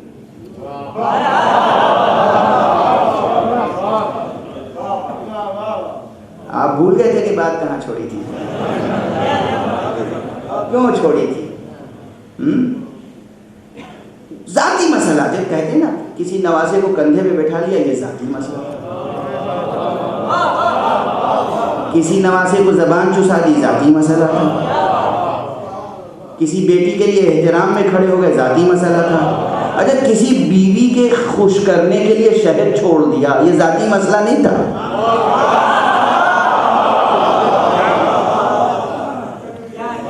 گھر کی بات، یا اللہ، میاں بیوی کے درمیان اتنا تو حجاب رہنے دے.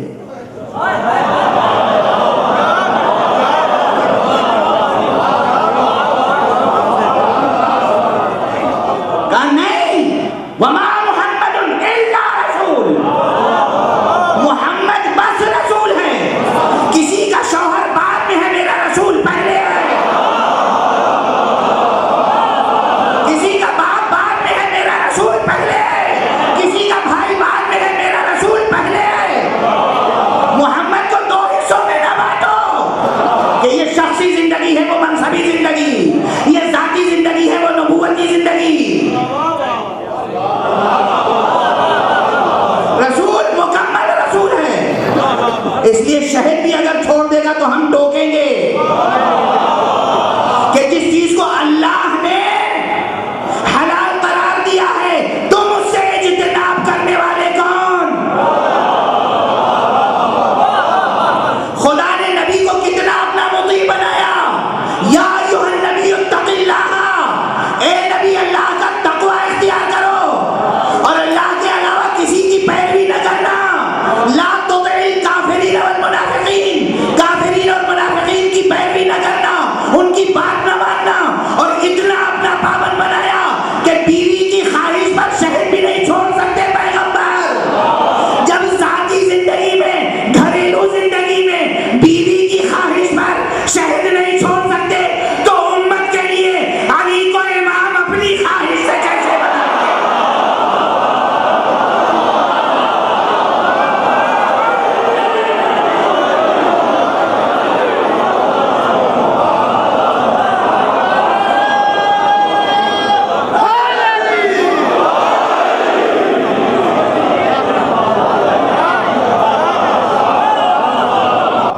وہ غدیر خم میں کجاوے کا ممبر اپنی مرضی سے بنائے گا، آگے بڑھ جانے والوں کو پیچھے اپنی مرضی سے بلائے گا، پیچھے رہ جانے والوں کا انتظار اپنی مرضی سے کرے گا. یہ جملہ اپنی مرضی سے کہے گا، من کنت مولا فہذا علی مولا، میں جس کا مولا ہوں علی اس کے مولا ہے. یہ بھی رسول نے اللہ کے حکم سے کہا تھا، اور ہمارے عقیدے کا تقاضا یہ ہے کہ ہم اطاعت کریں.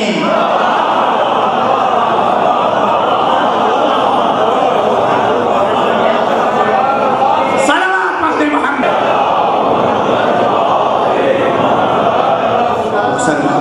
پھر بس دراصل میاں بیوی کے درمیان سوچتے رہنا، اس موضوع پر سوچتے رہنا. رسول اپنی ایک چاہنے والی چہیتی بیوی کی خاطر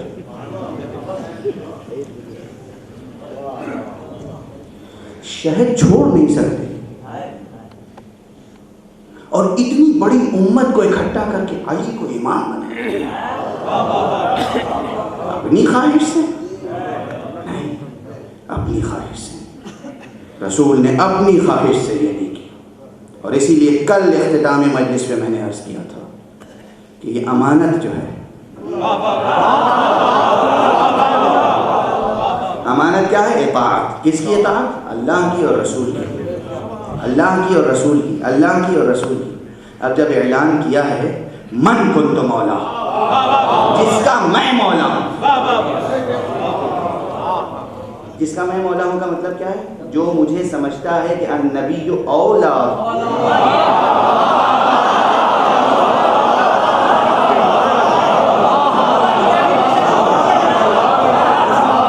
مولا یعنی النبی اولا. اسی سورہ احزاب میں جو اپنے نفس پر نبی کو حاکم سمجھتا ہے، من کنت مولا فہذا علی مولا، اس کا یہ علی مولا ہے. اب اطاعت کا تقاضا اور بار امانت اٹھانے کا تقاضا یہ ہے کہ یہ نہ پوچھنا رسول اللہ یہ آپ کی طرف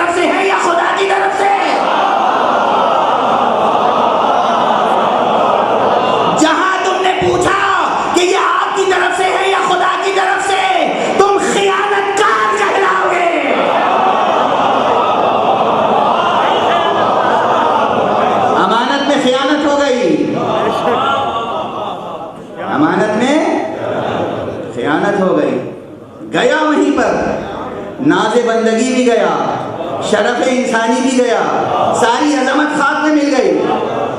پوچھا کیسے یہ آپ کی طرف سے ہے کہ خدا کی طرف سے؟ جو کچھ پیغمبر دے اسے لے لو. ما آتاکم الرسول فخذوہ وما نہاکم عنہ فانتہوا. جو رسول دے وہ لے لو، اور جس سے رسول روک دے اس سے باز رہو. جس سے رسول روک دے باز رہو. جو رسول دے لے لو. رسول نے علی کی ذات عطا کی. علی کون؟ رسول کے دو معجزے تھے، دو. ایک کا نام تھا قرآن، دوسرے کا علی.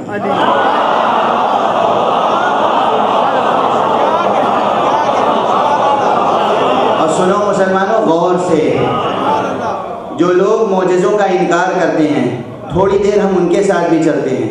شرد الشمس کا انکار کر دو، شق القمر کا انکار کر دو، درختوں کی حرکت کرنے کا انکار کر دو، سنگریزوں کے کلمہ پڑھنے کا انکار کر دو. ہر معجزے کا انکار کر سکتے ہو. اگر نہیں کر سکتے تو قرآن کا، اور نہیں کر سکتے تو علی کا.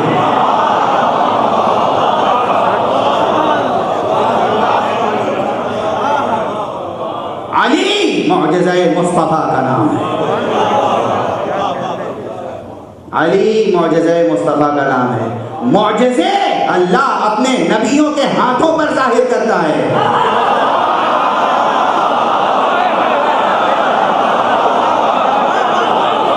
قرآن اللہ کا ہے دست مصطفیٰ پر. جس طرح قرآن کتاب اللہ کی ہے دست مصطفیٰ پر، ویسے ہی علی معجزہ ہے اللہ کا دست مصطفیٰ پر.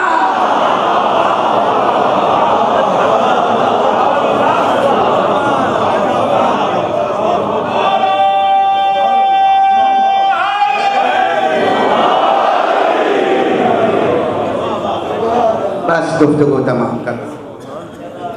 ہرچند کہ میں نے پیشہ ورانہ انداز سے نہیں کہا تھا کہ 2-3 منٹ میں گفتگو ختم کر دوں گا، مگر کروں کیا؟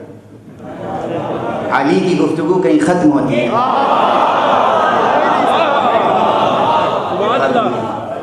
ختم نہیں ہو سکتی. بہت سی باتیں عرض کرنا تھا، نہیں کر سکتا. امانت اصل میں ولایت، اصل امانت ولایت ہے.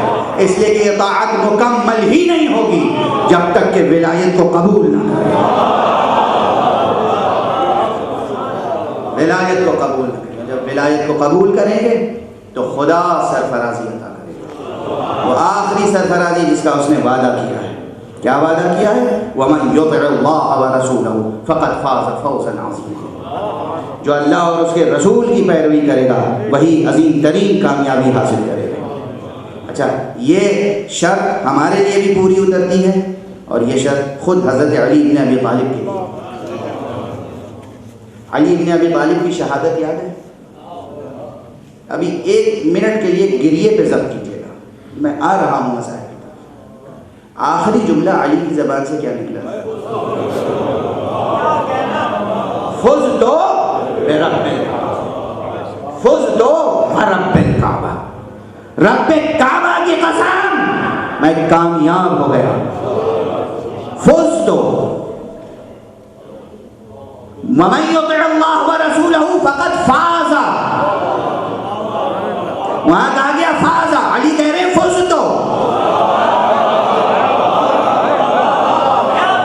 اللہ کہہ رہا ہے وہی کامیاب ہوگا جو اللہ اور اس کے رسول کی اطاعت میں پورا اترے.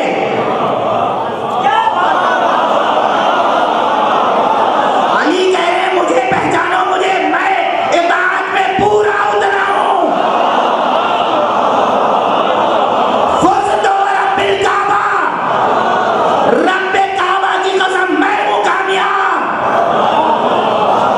یہ جملہ کسی اور نے کیوں نہیں کہا؟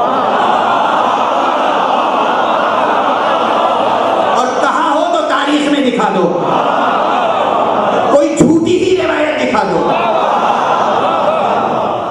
کسی اور نے کیوں نہیں کہا؟ اس لیے کہ لوگوں نے حکومت حاصل کرنے کے لیے، تخت و تاج حاصل کرنے کے لیے، اقتدار حاصل کرنے کے لیے، جاہ و حشم حاصل کرنے کے لیے کہیں خدا کو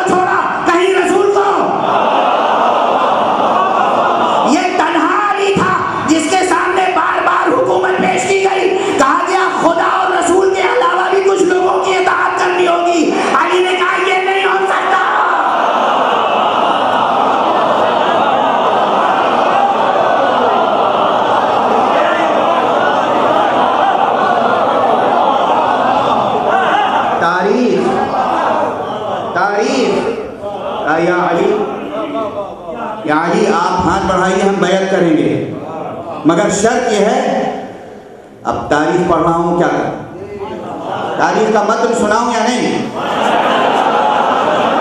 کسی کو ٹھیس نہ لگے۔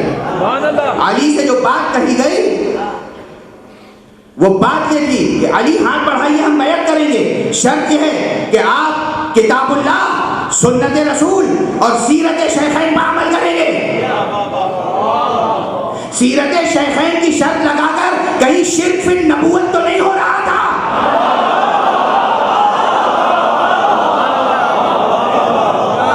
تاریخ ہے، علی نے کہا نہیں، ہمیں یہ شرط منظور نہیں ہے۔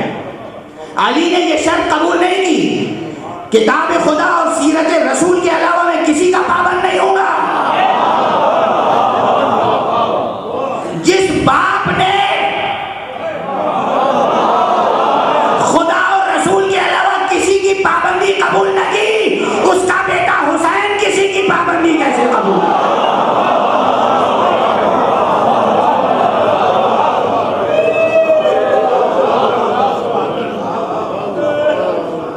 علی نے کہا تھا فزت ورب الکعبہ، حسین کی زبان حال بھی یہی تھی۔ حسین کی زبان حال تو اس سے بھی ذرا آگے ہے۔ میں نے پرسوں بھی کہا اور کل بھی کہا کہ جو اللہ کی بندگی کرے گا اس کو قیمت کون دے گا؟ اللہ۔ جو علم اور عشق دونوں نزد پروردگار کرے گا اس کی قیمت کون مقرر کرے گا؟ خدا۔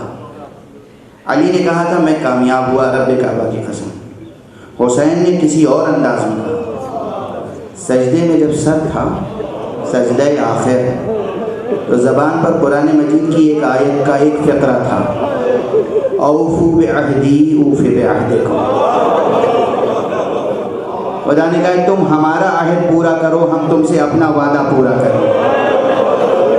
حسین یہ تلاوت کر رہے تھے، خدا کا کلام تلاوت کر رہے تھے، گویا حسین کی صدائے حالی تھی، پروردگار میں نے اپنا کیا ہوا وعدہ اور عہد پورا کیا، اب تو اپنا وعدہ پورا کر۔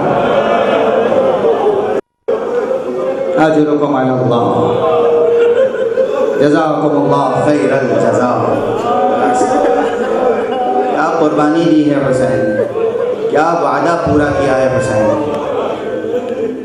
عزیزو بات بالکل مکمل نہ ہو سکی، میں شرمندہ ہوں، اور آئندہ آیا تو انشاءاللہ اسی آیت پہ گفتگو کروں گا۔ بہت سے مضامین ابھی باقی ہیں، لیکن بس حسین نے جس طرح بار امانت کو اٹھایا ہے، حسین نے جس طرح عہد پورا کیا ہے، وہ بے نظیر عہد ہے۔ قیامت تک کوئی اس کی مثال نہیں پیش کر سکتا۔ خود حسین بھی معجزہ رسول ہے، اور کربلا معجزہ حسین، کربلا حسین کا معجزہ ہے۔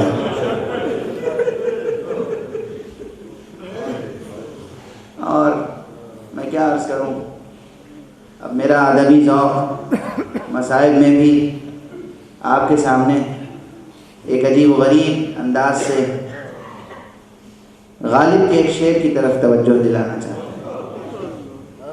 خدا ہی کا دیا ہوا یہ جسم ہے، خدا ہی کی دی ہوئی یہ جان ہے، اس لیے اس کی راہ میں فدا کرنے کا جذبہ انسان کو یہاں تک لے جاتا ہے کہ جان دی ہوئی اسی کی تھی، اب تو یہ ہے کہ حق ادا نہ ہو۔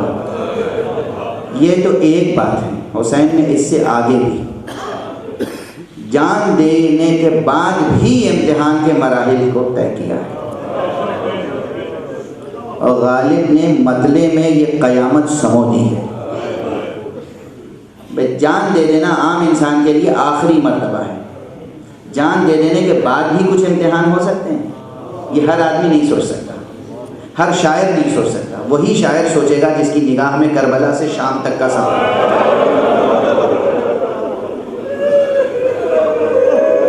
اس لیے غالب نے ایک مطلع عجیب و غریب کہا ہے، نہ ہوئی گر میرے مرنے سے تسلی نہ سہی،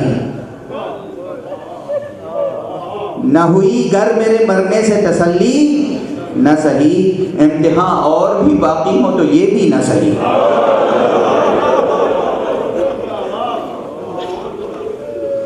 امتحان اور بھی یہ اور صرف تعداد میں اضافے کے لیے نہیں ہے، کیفیت میں اضافے کے لیے۔ امتحان اور جان دے دینا تو آسان ہے، جان دے دینے کے بعد لاش کا پامال ہونا یہ بھی منظور۔ لاش کا پامال ہو جانا بھی حسین کے لیے آسان ہے، مگر مرنے کے بعد زندگی بھر جو بچی سینے پر سوتی تھی اسے حسین ہی کے سینے پر نیزے چبھ ہوئے جائے۔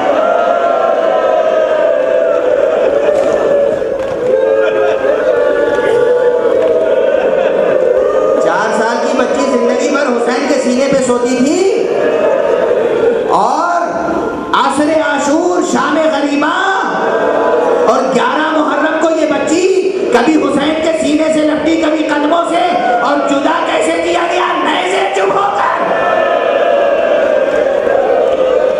امتحان اور بھی باقی ہے۔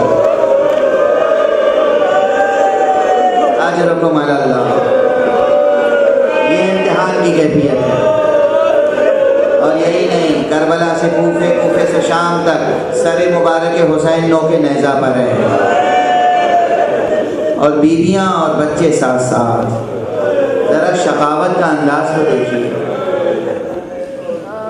یعنی اہل بیت حسین پر کب تک قیامت سر پر کھڑی رہی۔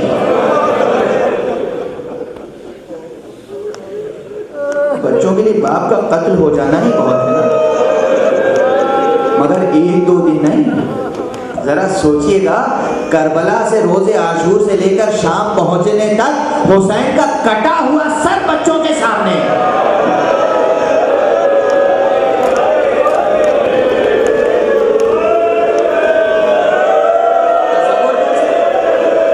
تصور کر سکتے ہیں کہ باپ کا کٹا ہوا سر سامنے، 1-2 ساتھ نہیں، 1-2 دن نہیں، مسلسل، اور وہ بھی کبھی نو کے نیزہ پر ہے، کبھی دروازہ شام پر لٹکا دیا گیا، اور کبھی تخت کے نیچے دشت طلا میں چھڑی سے بے ادبی کی جائے۔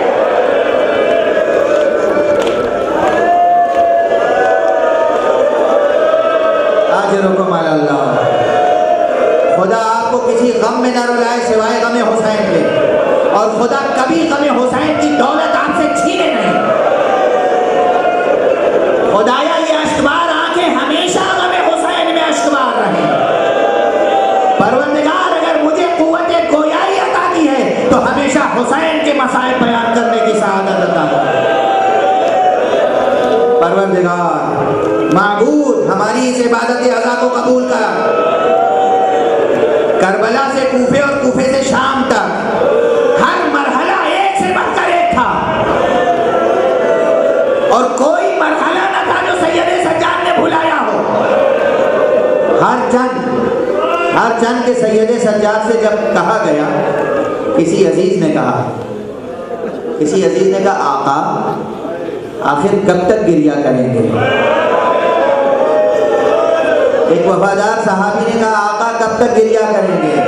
امام تڑپ گئے، کہا تم نے انصاف نہیں کیا۔ یعقوب نبی تھے، ان کے 12 بیٹے تھے، ایک بیٹا نگاہوں سے اچھل ہو گیا تھا، اور علم نبوت کی بنا پر معلوم تھا کہ بیٹا زندہ ہے، موجود ہے، اس کے باوجود اتنا گریہ کیا کہ آنکھیں بے نور ہو گئی۔ میں نے تو اپنی آنکھوں کے سامنے 18 یوسفوں کو ذبح ہوتے ہوئے دیکھا۔ اجرکم علی اللہ۔